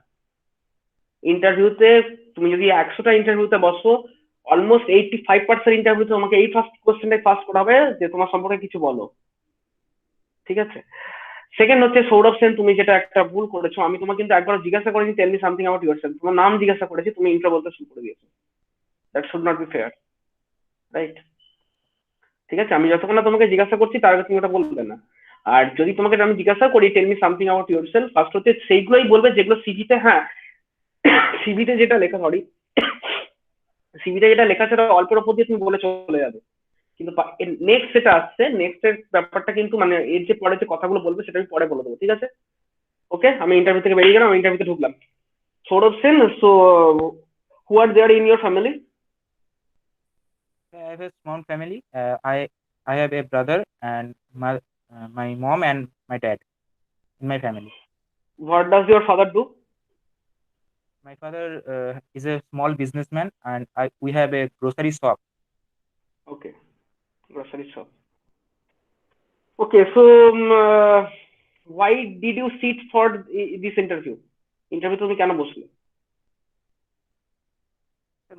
As I say that my father is a small businessman, and we have just a small grocery shop. So hmm, there was a economical problem and the financial problem in our home, and my hmm. father very my father Your father is the only incomer. It's okay. It's okay. I have understood this. But so that but whatever salary we can offer you may be not sufficient for you. Then what to that do? does not matter, sir. That is not matter. Already you have said that you are joining this company to remove your finance, means to improve your financial background. So my Not only next that, point is that our company may not offer you that salary which you can expect. So what to next?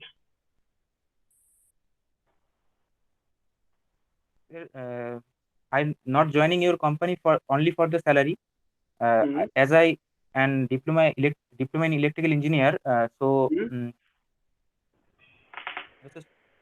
can you hear me? Yes, you are audible. Please continue. Yes, you are audible. Sir, as I an electrical engineer, Hmm. I not only focus on the salary but also Hmm. focus in the experience and Hmm. the practical knowledge of the electrical portion. So you want to gather your practical knowledge in for joining this company. It's okay. Actually তোমাকে আমি যেটা বলতে চাইছি সেটা হচ্ছে, ধরো তুমি practical নলেজটার বিষয়ে তুমি একটু ইন্টারেস্টেড, সেটা আমি সবসময় বুঝলাম। তো প্র্যাকটিক্যাল নলেজ তুমি কলেজে থাকাকালীন কতটা কি গ্যাদার করেছো? মানে ধরো আমি এটাই বলতে চাইছি যে ইঞ্জিনিয়ারিংটা তুমি বাংলায় উত্তর দিতে পারো যে তোমার ইঞ্জিনিয়ারিংটা হচ্ছে not only from the focus of পুরোপুরি প্র্যাকটিক্যাল, নট পুরোপুরি থিওরিটিক্যাল। আমাদের ইঞ্জিনিয়ারিং বেসিক্যালি থিওরিটিক্যাল প্র্যাকটিক্যালকে মিক্স আপ করে আমাদের ডেইলি লাইফের প্রবলেম সলভ করাকে বলা হয় ইঞ্জিনিয়ারিং। ইভেন আমার ডেইলি লাইফের প্রবলেম সলভ করা বলতে, যদি তোমার একটা গরুর খাওয়ার জন্য খড় কাটতে হয়, তোমার যদি মনে হয় ওই খড় কাটাটা আমি হাতে করে কাটবো না, বটিতে কাটবো না, আমি আমার সাইকেলের প্যাডেলের সঙ্গে চেন দিয়ে একটা ব্লেড অ্যাটাচ করে দেবো, সেটাই খড় কাটবে। It's an engineering. আমাদের ইঞ্জিনিয়ারিং বলতে আমরা যেটা বুঝি ডেইলি লাইফের প্রবলেম সলভ করা। আমার প্রশ্ন হচ্ছে যে তুমি তাহলে যখন ইঞ্জিনিয়ারিং স্টুডেন্ট যেহেতু, অর্থাৎ তুমি থিওরিটিক্যাল নলেজ যা পেয়েছো সেটা তো আছেই, প্র্যাকটিক্যাল নলেজ তুমি কলেজ থেকে কতটা কি মানে গ্যাদার করেছো, যার বেসিসে আমি তোমাকে সাহস করতে পারি যে হ্যাঁ তুমি প্র্যাকটিক্যাল এই জিনিস নলেজটা তোমার আছে। তুমি কলেজে কি কি প্র্যাকটিক্যাল নলেজ গ্যাদার করেছো? মানে আমি বলছি না কি কি কলেজে প্র্যাকটিক্যাল করানো হয়েছে, আমি বলছি নলেজ কি তুমি গ্যাদার করেছো। স্যার, আমরা যেমন কলেজে আমাদের থিওরিটিক্যাল জিনিসগুলো বইয়ে পড়েছি এবং স্যাররা আমাদের খুব যত্ন সহকারে সেগুলো বুঝিয়েছেন, সেরকম ভাবে আমাদের স্যাররা আমাদেরকে বিভিন্ন সাইটে ভিজিটে নিয়ে গেছেন এবং সেখানে হুম। যেয়ে পরে আমরা যে জিনিসগুলো নিয়ে আমরা কাজ করছি সেই জিনিসগুলোকে আমরা কাছের থেকে দেখেছি। যেমন ধরুন আমি বলতে চাই যে ট্রান্সফরমার জিনিসটা হুম। ছোট থেকেই আমার মনে একটা দাগ কাটতো যে কিভাবে সেটা একটা লাইন আসছে, সেই লাইনটা এসে পরে ডিস্ট্রিবিউট হচ্ছে আমাদের সবার বাড়ির মধ্যে, বাড়িতে পৌঁছে যাচ্ছে ইলেকট্রিক্যাল পোলের মাধ্যমে এবং ইলেকট্রিক্যাল হুম। ওয়্যারের মাধ্যমে। তো সেই ট্রান্সফরমারটাকে আমরা বিভিন্ন সাইটে যেয়ে পর দেখেছি যে সেই ট্রান্সফরমার ভিতরে কি কাজ করছে, সেই ট্রান্সফরমার আসলে মানে কিভাবে কাজটা করে, তার কনস্ট্রাকশন কি, এই সমস্ত জিনিসগুলো। বেশ, তুমি বলছো তুমি ট্রান্সফরমার দেখেছো, ঠিক আছে, আমি ট্রান্সফরমার সম্পর্কে আমি পরে আসবো। আহ, তোমার কি মনে হয় যে ট্রান্সফরমার দেখার পরে কি তোমার ইঞ্জিনিয়ারিং শেখা কমপ্লিট হয়ে গেল? না স্যার। আমি বলতে চাইছি যে ধরো, আচ্ছা, তোমাকে একটা জাস্ট ছোট্ট একটা জিনিস আর জিজ্ঞেস করি। সেটা হচ্ছে দেখো, ইঞ্জিনিয়ারিংটা কিন্তু যে কোনো চাকরি, যে কোনো চাকরি সেটা তোমার কলেজে তুমি স্যারেদেরকেও জিজ্ঞাসা করে দেখবে যে তাদের কাজটা শুধুমাত্র পড়ানো নয়। হুম, তাদের পড়ানোর বাইরে কিছু অ্যাডমিনিস্ট্রেটিভ জব থাকে, এবং মোর ওভার অ্যাডমিনিস্ট্রেটিভ জব মানে আমি যেটা বলতে চাইছি, অর্থাৎ যে কোনো চাকরিতে, তুমি যে কোনো রকম চাকরিতে যাও, প্রত্যেকটা চাকরিতেই তোমার কিন্তু তোমার টেকনিক্যাল নলেজ দেখানোর পাশাপাশি তোমাকে কিছু অ্যাডমিনিস্ট্রেটিভ নলেজ কিন্তু শো শো করতে হয়, অর্থাৎ অ্যাডমিনিস্ট্রেটিভ নলেজ কিছু লাগে। আমি তোমার কাছ থেকে কি কি রকম অ্যাডমিনিস্ট্রেটিভ নলেজ এক্সপেক্ট করতে পারি? আচ্ছা, এক সেকেন্ড একটু পজ করো, আমি একটা ফোন কল।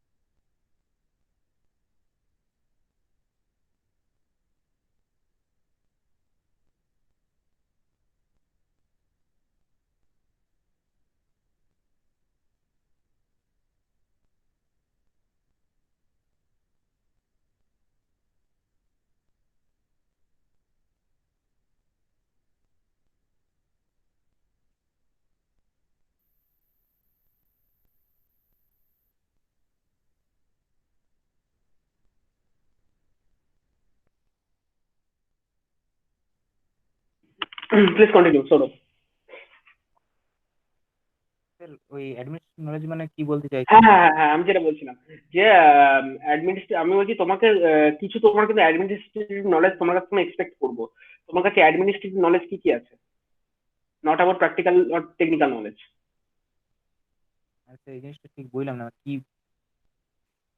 অ্যাডমিনিস্ট্রেটিভ নলেজ মানে ধরো, ধরো একটা তুমি হচ্ছে, তোমার তোমার পোস্টটা যেটা, তুমি তোমার পোস্টটা জানো কি? পোস্টটা হচ্ছে বেসিক্যালি সুপারভাইজিং, অর্থাৎ তোমাকে যত একটা বড় প্রজেক্টের আন্ডারে যত ছোট ছোট সাব প্রজেক্ট থাকবে, তোমাকে একটা মানে অর্থাৎ সাব টাস্ক যেগুলো থাকবে, তুমি একটা সাব টাস্কের সুপারভাইজার। তোমার আন্ডারে 10টা ছেলে কাজ করবে। যে 10টা ছেলে যারা কাজ করছে তারা কিন্তু আইটিআই ফিটার বা টেকনিশিয়ান ওই ওই লেভেলে। তুমি হচ্ছে তার থেকে উপরে, তোমার কোয়ালিফিকেশন ডিপ্লোমা, তাই তো? তো তুমি হচ্ছে তার থেকে উপরে আছো। অ্যাকচুয়ালি তুমি কি একটা তার কাটারে করে ছাড়িয়ে লাগাবে? কখনোই নয়। সেইখানে দাঁড়িয়ে তোমাকে টেকনিক্যাল সুপারভিশন যখন করতে হবে, তখন কিন্তু তাদেরকে গাইড করা, তাদের সঙ্গে বন্ধুত্বপূর্ণ আচরণ, তাদেরকে মোটিভেট করা কাজে, এইগুলোকে বলা হয় অ্যাডমিনিস্ট্রেটিভ জব। তো এই ধরনের কি কি টাস্ক আমি তোমার কাছ থেকে মানে তোমার কাছ থেকে সেই কি কি গুণ মানে আহ, আমি এক্সপেক্ট করতে পারি? স্যার আমাদের যখন কলেজে মানে কোনো রকম কালচারাল প্রোগ্রাম বা কিছু হতো, সে হুম। সময়তে আহ, মানে আমি সবার আগে থাকতাম। যে যে কোনো রকম কোনো ডিসিশন যদি নেওয়ার থাকতো তাহলে আমি সেখানে নিতাম এবং স্যারদের সাথে সেভাবে কথা বলতাম, এবং সেই হুম। যে প্রোগ্রামটা আমরা কন্ডাক্ট করতাম সেটাকে সফলভাবে কি কি আহ, ডিসিশন নিতে একটা কালচার প্রোগ্রাম অর্গানাইজ করতে, তুমি ওখানে কি ডিসিশন নিতে? তো ওখানে ধরুন কিভাবে কালচার প্রোগ্রামটা শুরু হবে, বা কে কে আসবেন এবং কাদেরকে ইনভাইট করা হবে সেই ব্যাপার একটা, এবং আচ্ছা, জিনিসপত্র যে আনা আনা আনি যে যে জিনিসগুলো সেগুলো এই জিনিসগুলো নিজেই দৌড়তে নাকি কাজটাকে সমানভাবে ডিস্ট্রিবিউট করতে? আমরা একা আমি শুধু মানে বলতাম, এবং আমার সাথে অনেক আমার সহকর্মীরা থাকতো যারা আমাকে সাহায্য করতো, এবং তাদেরকে নিয়ে আমি এই পুরো তুমি যে ব্যাপারটা সেটা যখন এই কন্ডাক্ট করতাম। ধরনের তুমি বলছো এই ধরনের কাজ তুমি বেশ কিছু কলেজে থাকতে করেছো, গুড, এটা সত্যিই ভালো। আমি এটা খুবই অ্যাপ্রিসিয়েট করি, এই ধরনের কাজগুলোকে খুবই অ্যাপ্রিসিয়েট করি। তুমি কি কি ডিফিকাল্টিস ফেস করেছিলে এই ধরনের কাজ করার সময়? ডিফিকাল্টি হচ্ছে স্যার যে আমার আমার মানে আমি যাদের সাথে কাজ করতাম তারা হুম। অনেকে এমন এমন সময় হতো যে একে অপরের সাথে যে একটা দ্বন্দ্ব হয়ে যায় না সেরকম, যে এ হুম। এর কথা হুম। শুনছে না, এটা এর কথা এটা শুনছে না। সেম সেম সেম, তুমি যদি এখানে তোমাকে আমরা অ্যাবসর্ব করবি, তুমি যদি এই চাকরিটা করো, তুমি করতে গিয়ে দেখবে এটা প্রত্যেক আধ ঘন্টায় একবার করে হবে। How do you manage that? প্রত্যেক আধ ঘন্টায় এটা একবার করে হবেই। সেক্ষেত্রে স্যার আমি যাদের মধ্যে এই ব্যাপারটা হবে তাদের সাথে হুম। কথা বলে তাদের যে প্রবলেমটা, যে তার মানে দুপক্ষের প্রবলেমটা আমি শুনবো এবং আমি বিচার করবো, দেখবো যে কোনটা ঠিক এবং সেই সঠিক ডিসিশন নিয়ে তাদেরকে মানে যারা ভুল তাদেরকেও বোঝাবো যেমন, এবং যাদেরকে ঠিক তাদেরকেও বুঝিয়ে যে ব্যাপারটা এরকম ভাবে করার উচিত হয়নি এবং সবাই মিলে একসাথে কাজ করাটা উচিত। সেটা তো মানুষ, তুমি তো তোমার দিক থেকে যতটা পারো করবেই। এবার ধরো কিছু কিছু মানুষ, ধরো তোমার মানে তুমি তাদেরকে যেটা বললে, ডাইরেক্ট বলে দিলে যে দেখো এই জিনিসটা ঠিক নয়, তুমি এটা ঠিক করছো না, বা তুমি এটা ঠিক করোনি, আহ, তার আগে তুমি বললে, সে তখনকার মতো শুনলো, ভেতর ভেতর তোমার উপর রেগে গেল। ভেতর ভেতর তোমার উপর ধরো রেগেই গেল, হয়তো মুখে কিছু বলো না, রেগে গেল। ঠিক আছে, তো তুমি সেই রকম সিচুয়েশন, কারণ এই লোকটাকেই দিয়ে পরবর্তী আরো 10টা কাজ তোমাকে করাতে হবে। তো পরবর্তী ক্ষেত্রে তুমি যখন তাকে একটা বলবে যে তুমি এই কাজটা করো, দেখবে সে সেই মোটিভেশনটা পাবে না। তাহলে এমন কি করা উচিত যাতে করে তোমার উপর সেই রাগটা তো সে থাকবেই না, উল্টে সে দেখবে তোমার কথায় সে মোটিভেটেড হয়, তুমি তার কাছ থেকে জবটা রিকভার করতে মানে নিতে পারছো। কারণ এন্ড অফ দ্য ডে, দিনের শেষে কিন্তু আমি তোমার কাছ থেকে হিসেব চাইবো, এবং তুমি কিন্তু তোমার ওদের কাছ থেকে হিসেবটা তুমি পুরো বুঝে নেবে। একটা মানুষকে একটা 100% কাজ দেওয়ার পর সে যদি তোমাকে 80% কাজ রিটার্ন দেয়, ওই যে 20% রিটার্ন দিল না একটা মানুষ, তাহলে পাঁচটা মিলিয়ে 5 5 × 20%, অর্থাৎ তোমার টোটাল কাজে 10% আমি কিন্তু তোমার কাছ থেকে পেলাম না। তাহলে আমি কিন্তু তোমার কাছ থেকে 10% না পাই, আমি কিন্তু সেটা আমি বুঝে নেবো। তুমি কি করে তাহলে সেই দায়িত্বটা ওদের উপর সেই দায়িত্বটা কি করে ওই লোকটাকে মোটিভেট করে যে 100-100ই তোমাকে এক্সট্রাক্ট করে নিতে হবে? How do you manage that? প্রথমত তাদের সাথে যে আমাদের মিশুকে হতে হবে, যে সুপারভাইজার যিনি থাকবেন তাকে বেশি অহংকারী হলে হবে না। তুমি তো তাদের সাথে সুপারভাইজার। বন্ধুত্বপূর্ণভাবে মিশতে হবে তাদের সাথে, এবং নিজেকে মানে যে আপার আপার লেভেল সেটা ভাবলে হবে না, যে আমিও ওদের মানে তার মানে শিক্ষার তো আচ্ছা, তার মানে কি তো যখন কাজ করে তুমি ওর কাঁধে এরকম করে হাত রাখবে যে সেলফি তুলবে? সেরকমই না। তাহলে বন্ধুত্ব মানে তো তাই আহ, বোঝায়। কোনো একটা ওরা কাজ করে সেই কাজের আমি ওখানে গেলাম, দেখলাম ব্যাপারটা, তাদেরকে মোটিভেট করব যে আহ, ভালো হচ্ছে কাজটা কি, এরকমই হবে। আচ্ছা, বেশ, বুঝলাম। আহ ধরো তুমি এই কোম্পানি জয়েন করলে, তুমিও ধরো স্যাটিসফ্যাকশন পাচ্ছ না, যেটা আগে আগে আগে তোমার আগে একজন ইন্টারভিউ দিয়ে গেছে, তাকেও আমরা এই কথাই বলেছি যে ধরো এরকম হতেই পারে, কারণ আমরা তো এত এত রিক্রুটমেন্ট করছি, আমরা দেখেছি এটা। যে দেখেছি যে ধরো জয়েন করলো, কিছুদিন বাদ ভালো লাগছে না, ছেড়ে দিয়ে চলে গেল অন্য জায়গায়। সত্যি কথা বলতে ছেড়ে যাওয়াটা কোনো সলিউশন না। আমি অন্তত বিশ্বাস করি যে যে ছেলেটা ছেড়ে গেল, সেই ছেলেটা কোনো জায়গায় গিয়ে স্যাটিসফ্যাকশন পাবে না। আমার তোমার কাছে প্রশ্ন হচ্ছে যে তোমার যদি স্যাটিসফ্যাকশন না পাও তুমি, তাহলে তুমি কাকে দোষ দেবে? তুমি কি নিজেকে দোষ দেবে, নাকি তুমি কোম্পানিকে দোষ দেবে, নাকি অন্য কাউকে দোষ দেবে? স্যাটিসফ্যাকশন তো মানে যদি নিজে আমি ভাবি যে আমি স্যাটিসফাইড, তাহলে তো আমি স্যাটিসফাইড হবই। কারণ যে হুম। প্রবলেমগুলো আমাকে ফেস করতে হচ্ছে সেই হুম। প্রবলেমগুলো মানে ফেস করছি আমি, যদি আমি সেই প্রবলেমগুলোর প্রবলেম নাই ভাবি তাহলে তো আমি স্যাটিসফাইড হবই। হুম। ঠিক, এটা একটা পয়েন্ট খুবই। আর কিছু? আর স্যার এবার যদি আমি ধরুন, তাও আপনি যেটা বললেন যে আমি যদি হ্যাঁ, স্যাটিসফাইড না হই, এক্স্যাক্টলি, সেটা কিন্তু হলে না। হ্যাঁ, তো তুমি কি ভাববে আমি যে যদি স্যাটিসফাইড না হই তোমার কাছে তাহলে হ্যাঁ, তাহলে তুমি জবটা ছেড়ে যাওয়ার কথা, ছেড়ে যাওয়ার দিকে চিন্তা ভাবনা করবে? না স্যার কখনোই না। তা কি আমি তো করবে? এখানে শিখতে এসেছি, আমি এখানে শিখবো। হ্যাঁ, হয়তো আমি অনেক প্রবলেম ফেস করতে পারি, অনেক আনস্যাটিসফাইড হব আমি, আমাকে হয়তো হুম। অনেক ডিফিকাল্টির মধ্যে দিয়ে যেতে হবে, কিন্তু তাও আমি হুম। স্টে করে করে ব্যাপারটা শিখে নেবো এবং আমার যে সিনিয়ররা তাদের কাছ থেকে ব্যাপারটা আমি আদায় করে নেবো, এটাই আমার লক্ষ্য হবে। ধরো আমরা তোমার যে সিনিয়ররা রয়েছি, ধরো আমরাও তোমার সঙ্গে ভালো বিহেভ করলাম না, তখন? অর্থাৎ তুমি যেটা আমার কাছ থেকে এক্সপেক্ট করছো না, ধরো তুমি সেটাও তুমি পেলে না, তখন? যদি আমি ভালো কাজ করি তাহলে মানে যে কোনো সিনিয়র, আপনারা নন, মানে যে কোনো সিনিয়র যদি হয় তাহলে যদি আমি ভালো কাজ করতে থাকি, আমি নিজের দিক থেকে যদি ভালো থাকি, কেউ হয়তো কোনো মানুষকে অকারণে হেট করবে না, এটা আমার বিশ্বাস। It's a good point. Thank you. It's my pleasure. খুব খুব সুন্দর উত্তর এটা, এবং আমি এটা যাক, আমি খুব খুশি হলাম ব্যাপারটাতে। ওকে, ঠিক আছে, চলো তুমি তোমার তো মোটামুটি বুঝলাম সবই। টেকনিক্যাল নলেজ কিরকম কি গ্যাদার করেছো, মানে তুমি দেখো, তোমার ইলেকট্রিক্যাল ইঞ্জিনিয়ারিং স্ট্রিমে, আমাদের ইলেকট্রিক্যাল ইঞ্জিনিয়ারিং স্ট্রিমটা কিন্তু একটা ভার্সেটাইল স্ট্রিম, যেটা বেসিক্যালি মানে যার দুটো দিক আছে, একটা হচ্ছে হেভি মেশিনারি দিক, একটা কম্পিউটেশনাল দিক, তাই তো? দেখে নিয়েছো, হেভি মেশিনারি এবং কম্পিউটেশনাল, মানে ইলেকট্রনিক্স কম্পিউটেশনাল সেটা একটা স্ট্রিমে চলে গেল, হেভি মেশিনারিজ গুলো একটা সাইডে চলে গেল। আমার প্রথম কথা হচ্ছে, এই যে দুটো সেকশন আছে, তুমি কোন সেকশনটাকে প্রেফার করো? স্যার আমি হেভি মেশিনারিকে প্রেফার করি। মানে এগুলোর প্রতি আমার প্রথম থেকে একটা ভালোবাসা রয়েছে, যে এই সমস্ত জিনিসগুলো কি করে কাজ করে হুম। বা কিভাবে ব্যাপারটা হচ্ছে সেটার উপর একটা অন্যরকম আমার মানে প্রথম থেকে একটা হেভি হেভি কিউরিওসিটি আছে। মেশিনারিজ, এক্স্যাক্টলি, হেভি মেশিনারিজ আমরা যদি যাই, তোমার বিভিন্ন কাইন্ডের ট্রান্সফরমার আছে, বিভিন্ন রকম প্রোটেকটিভ সিস্টেম আছে, পাওয়ার সিস্টেম আছে, সুইচ গিয়ার আছে, দেন তোমার এত ইলেকট্রিক্যাল নেটওয়ার্ক আছে, দেন তোমার বিভিন্ন কাইন্ডের মোটরস আছে। এতগুলো সেকশনের মধ্যে তুমি সব থেকে কোনটাকে প্রেফারেন্স দাও, মানে তোমার কোনটা সব থেকে বেশি ইন্টারেস্টেড হও? আমি তোমাকে এই প্রশ্নটা এই জন্যই করছি, কারণ দেখো আমাদের অনেক রকম ভার্সেটাইল কাজ হয়। কারণ আমি যদি তোমাকে আমাকে চুজ করে নিতে হয়, তাহলে আমি তোমার তোমার যে ইন্টারেস্টেড জায়গা, আমিও চেষ্টা করবো তোমাকে সেই জায়গাতেই অ্যাবসর্ব করাতে, যদি তুমি অ্যাবসর্ব হও, তাই না? তাহলে তুমিও একটা স্যাটিসফ্যাকশনের জায়গা পাবে, আমরাও একটা খুশি থাকবো যে হ্যাঁ, সেটা নিজের ইন্টারেস্টেড জায়গায় কাজ করছে। এবং আমরা দেখেছি যে ইন্টারেস্টেড জায়গায় কাজ করতে গেলে তার কাছ থেকে 110% আউটপুট পাওয়া যায়। তো আমি প্রশ্ন করতে চাইছি যে এতগুলো সেকশনের মধ্যে তুমি তোমার কোনগুলো বেশি ভালো লাগে? স্যার আপনি যেটা বললেন, আমার পাওয়ার সিস্টেমটা মানে খুবই পছন্দের একটা জায়গা ইলেকট্রিক্যাল ইঞ্জিনিয়ারিং এর মধ্যে, এবং হেভি মেশিনারি যেটা বললেন তার মধ্যে হুম। আমার পাওয়ার সিস্টেমটা হচ্ছে খুবই পছন্দের একটা জায়গা। পাওয়ার সিস্টেমটা প্রশ্ন এই জায়গা। তো তুমি জানো আমাদের কোম্পানি এই পাওয়ার সিস্টেম রিলেটেড কি কাজ করে? আচ্ছা, ডিস্ট্রিবিউশন যে নেটওয়ার্ক সেটাকে ডিজাইন করে। কোথাকার distribution network? Primary distribution. Not actually primary distribution.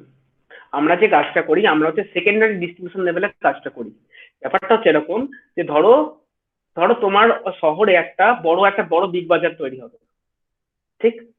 এবার একটা বড় বিগ বাজার যদি তৈরি হয়, কত সেখানে লিফটস আছে, কত রকম ইলেকট্রিক্যাল ইকুইপমেন্টস আছে, সমস্ত কিছু আছে। টোটাল নিয়ে তোমার আইডিয়া আছে যে একটা বড় মাল্টিপ্লেক্স যদি হয় তার কত লোড থাকতে পারে? জানো কত লোড থাকতে পারে তার? মানে কোনো আইডিয়া, আমি তোমাকে অনেক জিজ্ঞাসা করছি না, মানে আইডিয়া থেকে জিজ্ঞাসা করছি, কত লোড, কেভিএ বা এমভিএ, কত লোড থাকতে পারে? কেভি হবে স্যার। হ্যাঁ, কেভিএ তো অবশ্যই হবে, সে তো এমভিএ কখনোই নয়, কেভিএ হবে, কিন্তু কত maybe KVA? 50 to 60 KVA. Actually more than that, অ্যাভাব 200 KVA, অ্যাভাব 200 KVA. তুমি যে কলেজে পড়াশোনা করেছো, সেই কলেজেই লোড আছে 100 কেভিএ, মানে 100 KVA maximum demand carry capacity দেওয়া আছে। তোমার কলেজের রানিং লোড আছে প্রায় 50 কেভিএ। তোমাদের ওয়ার্কশপে তো লেদ লেদ মেশিন, ইলেকট্রিক্যাল মোটরের প্র্যাকটিক্যালে সব মিলে তোমার কলেজ, একটা যে কলেজ চলছে সেই কলেজেই তোমার লোড আছে 50 কেভিএ। আর মাল্টিপ্লেক্স ভাবো তুমি, সেখানে সবসময় এসকালেটার চলছে, লিফট আপ ডাউন করছে, সবাই এত ইলুমিনেশন লাইট জ্বালিয়ে রেখেছে, এসি চলছে, সেন্ট্রালাইজড এসি চলছে, সব মিলিয়ে অ্যাভাব 200 কেভিএ লোড আছে, 200 কেভিএর উপর লোড আছে। তাহলে এই যে 200 কেভিএর লোডটা, তার মানে কি হচ্ছে, আমার প্রাইমারি ডিস্ট্রিবিউশন যেটা, অর্থাৎ ডিস্ট্রিবিউশন নেটওয়ার্কে ওরা প্রাইমারি সেকশনে সাপ্লাই দিল আমাকে একটা 11 কেভি ট্রান্সফরমারে, ঠিক? সেই 11 কেভি যে সেকেন্ডারি সাইডটা, সেইটার ওই 200 কেভিটাকে কিভাবে টোটাল মাল্টিপ্লেক্সের মধ্যে ডিজাইন ডিস্ট্রিবিউশন করতে হবে, that's a big engineering, and we basically do that. Okay, তো আমি তোমার কাছ থেকে এই বিষয়ে কি নলেজ এক্সপেক্ট করতে পারি, একটু বলবে? মানে কি, এই এই নেটওয়ার্কটা কিভাবে ডিজাইন করা হয়, এই 200 কেভি এর যে নেটওয়ার্কটা বলছি আমি, আফটার আফটার 11 কেভি, জাস্ট একটা রাফ আইডিয়া দাও। এটা তো একটা মানে ওই 3 ফেজ প্রথমে কানেকশন এলো, ট্রান্সফরমার যেটা বলেন হুম, 11 কেভিএ, তার থেকে যে পরে 11 কেভি এ নয়, 11 kV, 11 kV. Sorry sorry sir, exactly. 11 kV transformer এলো, তার যে সেকেন্ডারি সাইড তার থেকে 3টে ফেজ যে বেরাবে, 3টে ফেজ সেপারেট আমরা সেকশন করে নেবো। যে রেড ফেজে যদি আমরা এতগুলো কমপ্লেক্সকে রাখি, মানে এতগুলো পোর্শনকে রাখি, তাহলে যেন ইকুয়ালি ডিস্ট্রিবিউট হয় 3টে ফেজের মধ্যে। আচ্ছা, 3টে ফেজকে তুমি বলছো ইকুয়ালি ডিস্ট্রিবিউট করে নেবে, তো ঠিক আছে। আহ, ইকুয়ালি। আচ্ছা, 3টে ফেজকে ইকুয়ালি ডিস্ট্রিবিউট করে নেবে, ইটস ওকে। কিন্তু তোমার 3টে ফেজকে ইকুয়ালি ডিস্ট্রিবিউট করে সমস্ত লোড মানে ইন্ডিভিজুয়াল ফেজকে থাকবে, এরকমই বলতে চাইছো তো? মানে স্যার একটা একটা পোর্শনের লোডকে আমরা একটা ফেজ এবং নিউট্রাল দিয়ে দেবো। এটাই বলছি। কিন্তু ব্যাপারটা হচ্ছে যে তোমার একটা মোটামুটি বড় মাল্টিপ্লেক্স হলে তার পিছনে ধরো রানিং প্রায় 10 থেকে 20 খানা সেন্ট্রালাইজড এসি চলছে। প্রত্যেকটা সেন্ট্রালাইজড এসি যে কম্প্রেসার গুলো না, ওগুলো 3 ফেজ করে, এক একটা এসি 3 ফেজ। তুমি যে বলছো প্রথমেই আলাদা করে নেবে, এটা বোধহয় তুমি জানতে না, এটা তোমাকে বলে দিলাম। এবার এটা জানলে এরপর বলো তো।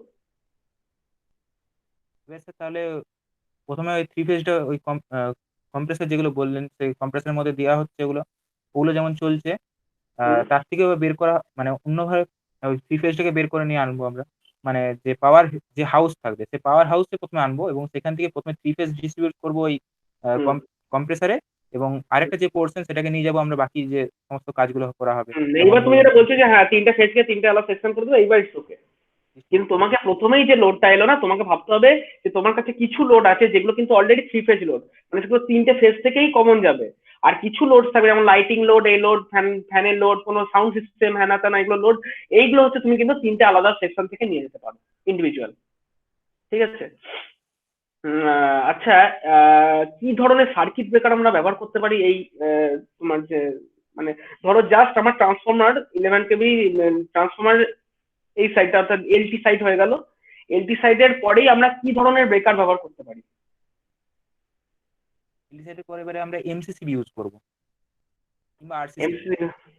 জেনারেলি আরসিসিবি ইউজ করা হয় না, কারণ আমরা জানি যে ওই যে আরসিবি ইউজ করা যাবেই না, করলে আর শপিং মলে চালাতে হবে না।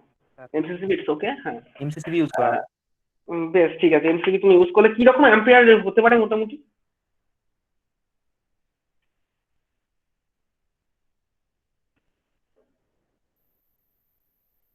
স্যার 100। তুমি কি ক্যালকুলেশন করে বলছো না আন্দাজে স্যার বলছো? স্যার কোয়েশ্চেনটা আরেকবার করবেন স্যার, আমি মানে শুনতে পাইনি। হ্যাঁ, আমি বললাম যে মোটামুটি যে তোমার ইয়েটা আসছে অ্যাম্পিয়ার, অর্থাৎ 11 কেবি থেকে তোমার স্টেপ ডাউন হয়ে এলটি হয়ে গেল 415 ভোল্ট 3 ফেজ। আমি বলছি ওই যে মেন লাইনটা আসছে প্রথমেই এসে যে মেন ব্রেকারটা থাকবে, সেই মেন ব্রেকারটা কিরকম অ্যাম্পিয়ারের রেটিং এ হবে? স্যার প্রায় 100 কি 200 অ্যাম্পিয়ার।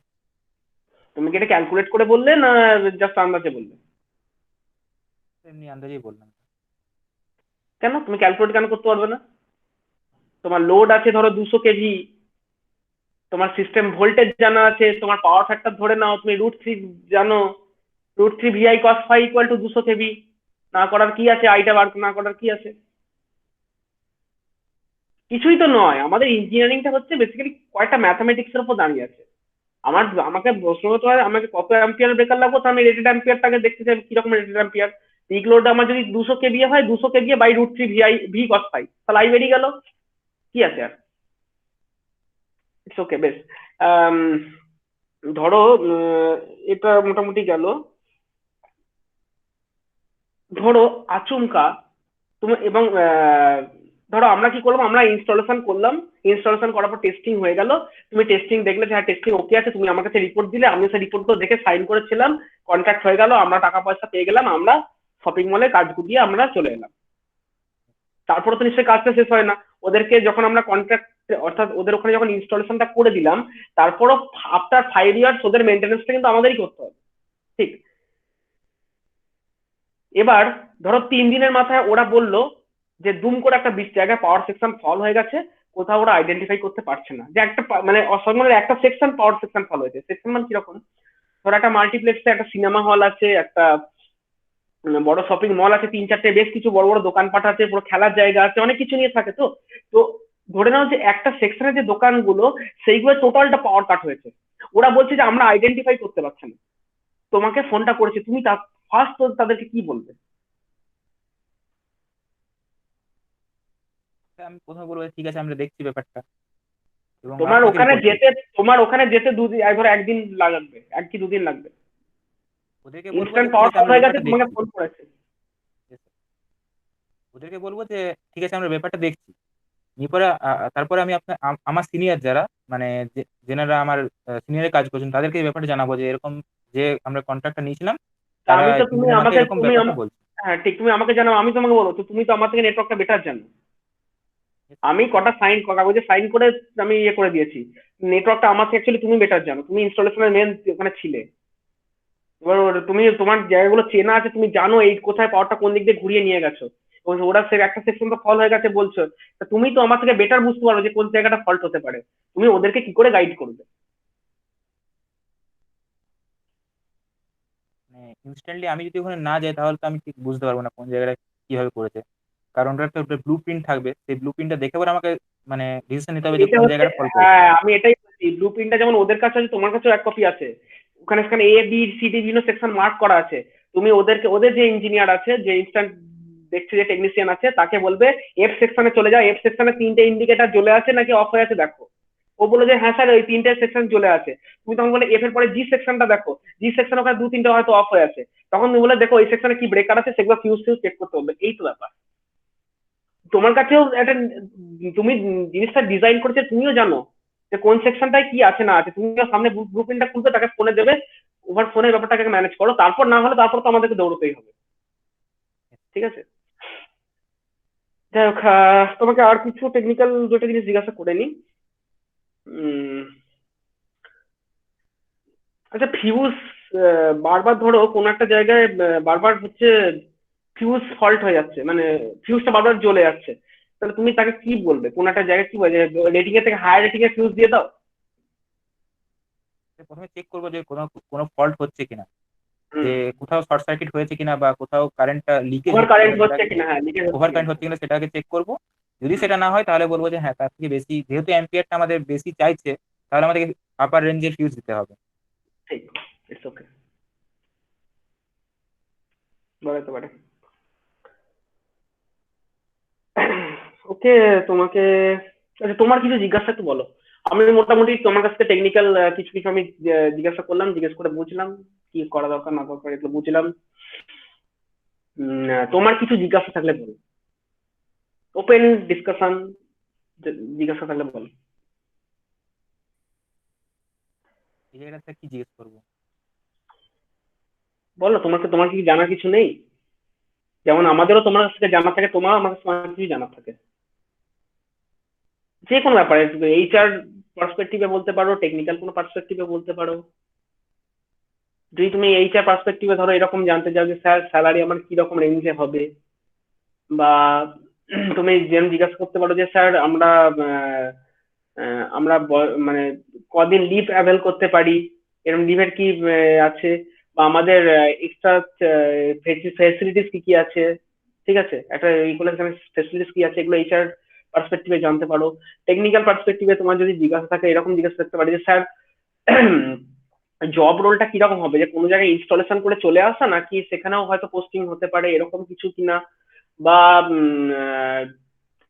টেকনিক্যাল ক্ষেত্রে আমাদের ইলেকট্রিক্যাল মাইন্সের অ্যাক্সিডেন্টাল একটা জায়গা তো থাকেই আফটার অপারেশন, মানে ইনস্টলেশনের সময় কোনো অ্যাক্সিডেন্টের ভয় নাই, কিন্তু যখন চালু কমিশনিং হয়ে গেল তারপর তো অ্যাক্সিডেন্টের একটা রিস্ক থেকে যায়। সে অ্যাক্সিডেন্টাল পয়েন্ট থেকে কি কি আমাদের সেফটি ফিচার্স আমাদের কোম্পানি নিয়ে থাকে, বা তোমার সেই রকম জায়গায় ইয়ে করলে তার জন্য পলিসিস কি আছে, লাইফ ইন্স্যুরেন্স কি আছে। তুমি এই এই জিনিসগুলো কিন্তু একটা কমন প্রশ্ন। যদি কখনো কোনো কোম্পানির এইচআর এরকম তোমাকে জিজ্ঞাসা করেন, তোমার যদি কিছু জানার জিজ্ঞাসা থাকে, তাকে তুমি এই প্রশ্নগুলো করতে পারো। স্যালারির কথাটা আমি ডিসকারেজ করবো, যত সম্ভব না বললেই ভালো হয়। দুম করে প্রথমে বলতে নেই, কারণ তুমি ওই স্যালারি রেঞ্জটা দেখে তুমি তবে অ্যাপ্লাই করেছো, এটাকে আর ডবল করে জিজ্ঞাসা করার দরকার নেই। সেফটি বেনিফিটস এর জন্য কি কি ব্যবস্থা নেয় না নেয়, সেইগুলো তুমি এইচআর কে জিজ্ঞাসা করতেই পারো, কারণ এগুলো লাইফের ব্যাপার, এগুলো এগুলো থেকেই থাকে। ঠিক আছে, তো এটা মোটামুটি হলো। ঠিক আছে, আমার মোটামুটি বেশ ভালো লাগলো তোমার ইয়েটা দেখে। আহ, দেখা যাক, আমরা চেষ্টা করব। যদি তুমি সব আমাদের আরো তো অনেক ইন্টারভিউরার রয়েছেন, তাদের এর উপর মানে তাদের পারফরমেন্সের উপর ডিপেন্ড করবে। যদি তোমাকে আমরা অ্যাবসর্ব করতে পারি, এটা আমাদের কাছে খুবই ভালো লাগবে। Let's see what happens. Okay, thank you. Thank you. আচ্ছা, সৌরভ সেনের ইন্টারভিউটাতে দেখো, আগের গোপাল যখন ইন্টারভিউ দিয়েছিল, ওর একটা কোয়েশ্চেন আমাকে কে জসিম নাকে করেছিল, তাই তো, যে স্যার ওর উত্তরটা কি হওয়া উচিত। দেখো সৌরভ সেন কিন্তু সেই উত্তরটা দিয়ে দিয়েছে। জসিম তুমি কি দেখেছো সৌরভ সেনের উত্তরটা কি দিয়েছে? তুমি খুশি সৌরভ সেনের উত্তরে? আমি ওকে বারবার এটাই জিজ্ঞেস করছিলাম হ্যাঁ, যে স্যার। হ্যাঁ, যে স্যাটিসফ্যাকশন তুমি যদি না পাও, সৌরভ সেন একদম পাশে, আমি খুব খুশি যে সৌরভ সেন একদম পারফেক্টলি ওই অ্যান্সারটাই দিয়েছে, যে আমি আমার দিকে এমন কোনো কাজই করবো না যে কোনো মানুষকে শুধু শুধু হেড করার, কোনো মানুষ হেড করতে পারেন না। যদি হেড করেন তাহলে আমার অবশ্যই ফল্ট আছে, আর যদি আমার যদি কোনো ফল্ট না থাকে তারা আমাকে হেড করতেই পারেন না, তারা আমাকে অবশ্যই ভালোবাসেন। এইটা হচ্ছে অ্যান্সার, এইটা হচ্ছে অ্যান্সার, যেটা গোপাল পারেনি এটা সৌরভ সেন অ্যান্সারটা দিয়েছে। খুব ভালো লেগেছে, আমার দুজনের ইন্টারভিউ আমার প্রথম দিন খুবই আমার ভালো লাগলো। আহ, তোমরাও একটা দাঁড়িয়ে থেকে জিনিসটা ফিল করলে। আচ্ছা, আজকে আমি ওদের ওই সেকেন্ড ইয়ারের ক্লাসটা নিচ্ছি না, এমনিতে 11:38 হয়ে গেছে, আর দ্বিতীয় কথা হচ্ছে আমার দাঁড়িয়ে দাঁড়িয়ে আজকে ক্লাস নেওয়ার মতো মানসিক মানে ইয়ে নেই আমার, পারবো না আজকে নিতে, সেই জন্য ওদের ক্লাসটা নিচ্ছি না। আমি চাইলে এখনো আধ ঘন্টা আছি, আধ ঘন্টা বা 45 মিনিট এখনো আছি, যদি তোমরা থাকো, যদি কেউ ইন্টারভিউ দিতে চাও চলে আসো। আমার একটা কোশ্চেন আছে। স্যার আমার একটা প্রশ্ন আছে। আচ্ছা, আগে আগে সৌরভ সেন বলে দিক, তারপর তোমরা শুনছি, বলো সৌরভ সেন বলো আগে, সৌরভ সেন আমি আগে বলো। যখন মানে ইন্টারভিউ ইন করলাম, মানে আপনি বললেন হুম। যে প্রথমেই ইন্ট্রোটা না দিতে। তো গোপাল যেটা প্রথমে বললো যে মানে সে খুব খুশি যে আপনার মানে সেই অপরচুনিটিটা পেয়েছে যে আপনার হুম। ইন্টারভিউ বসার জন্য। তো যদি হুম। আমরা কোনো ইন্টারভিউ দিয়ে পরে শুধু মিয়াই কামিন স্যার বলে ঢুকলাম এবং তারা আমাকে আমি বসতে এক্সাক্ট বললাম। প্রসিডিওরটা, আমি এক্সাক্ট কি প্রসিডিওর ফলো করা উচিত সেটা আমি বলে দেবো, দুদিন যাক আমি বলে দেবো আচ্ছা, এক্স্যাক্টলি কি কি প্রসিডিওর ফলো করা উচিত। ঠিক আছে, এক্স্যাক্টলি দরজায় কবার, যদি গ্লাস ডোর হয়, কাঁচের দরজা হয়, তাহলে কাঁচের দরজায় কবার টোকা মারতে হয়, যদি কাঁচের দরজা না হয় এমনি দরজা হয়, দরজার কতটা ফাঁক করে মাঝখানে কত ডিগ্রি অ্যাঙ্গেল রেখে আসবো কিনা জিজ্ঞেস করতে হয়। জিজ্ঞেস করে সে ফাইলটা হাতে নিয়ে যতক্ষণ না তারা সিট ডাউন বলছে তার আগে বসতে নেই, চেয়ারটাকে নিজেই বসতে নেই যতক্ষণ না তারা বলছে, বলে প্লিজ সিট ডাউন বলবে, তারপর তুমি বসে, যে তোমাকে যে বসতে বলেছে please thank you sir, thank you বলার সময় মাথাটা কত ডিগ্রি অ্যাঙ্গেল আমি সব বলে দেবো খুব পাই টু পাই। এগুলো পুরো একদম পাই টু পাই আমাদেরকেও শিখতে হয়েছে। এক্স্যাক্টলি, তো এগুলো আমি শিখিয়ে দেবো, এটা আমি কদিন যাক আমি জিনিসটা শিখিয়ে দেবো, ঠিক আছে। তখন তুমি পুরো অ্যান্সারটা পেয়ে যাবে। আচ্ছা, কস্তুরী কি বলছিলে বলো একটু। স্যার ওই যে হেড করার ব্যাপারটা বললো, এখানে তো অনেক কর্মচারী থাকতেই পারে যে তারা ফাঁকি মারলো, সেখানে আমার কোনো দোষ থাকলো না, তাদের দোষ চাপাতে তো আমাদের কথা মানে আমাদের ঘাড়ে দিয়ে দিতেই পারে। তাহলে হুম। সেক্ষেত্রে তো আমার যে ওপরের যে থাকবে আমার হুম। সুপারভাইজার, তো সে তো হুম। আমাকে চার্জ করবে বারবার। তাহলে আমি সেখানে তো আমাকে মানে এটাই হচ্ছে কি ব্যাপার। করে হ্যান্ডেল করবো? হ্যাঁ, তোমার দিক থেকে তুমি একটা মানুষকে যদি ভুল করে, মানুষের ভুলটা কবার শুধরানো যায়, 2 থেকে 3 বার। তা তুমি যখন দেখছো সে, হ্যাঁ দেখছো যে বুঝতে পারছো যে হ্যাঁ সেটা গন্ডগোল আছে, কারণ সেটা গন্ডগোল আছে যখনই, তখন তুমি তাকে প্রথমেই ফার্স্ট চেষ্টা করবে তোমার নিজের ভালোবাসা দিয়ে বা এ দিয়ে তুমি ওটাকে একটু নিজের পথে আনার চেষ্টা করবে। যদি আনা গেল ভালো, কিছুতেই আসছে না, কিছুতেই আসছে না, তখন তোমাকে একটু ম্যানেজারিয়াল ওইটা কি করতে হবে, যে তোমাকে কিছু টেকনিক্যাল প্রুফ রাখতে হবে। সেটা কি না, তুমি যে তাকে ওয়ার্নিং দিচ্ছ, মুখে ওয়ার্নিং না, তাকে ভাই ইমেল করে দাও যে তোমার তুমি যে লাস্ট এটা করেছো এইটা উচিত নয়, ভাই ইমেল, সেই ইমেলের কপি তোমার সুপারভাইজারের রেখে দাও কপিতে, যে তুমি যেগুলো করেছো এগুলোই হচ্ছে না। তাহলে আমি যখন কপিটা পেলাম আমি একটু আমার মাথায় রইলো যে এই এই পাবলিকটা গন্ডগোল করছে, তোমার জায়গা তুমি তোমার জায়গা একদম ফ্রি, দেখবে সেকেন্ড টাইম গন্ডগোল করো, সেকেন্ড টাইম আবার একটা কপি ইমেল করে দাও, ইমেল করে তার কপিতে রাখো।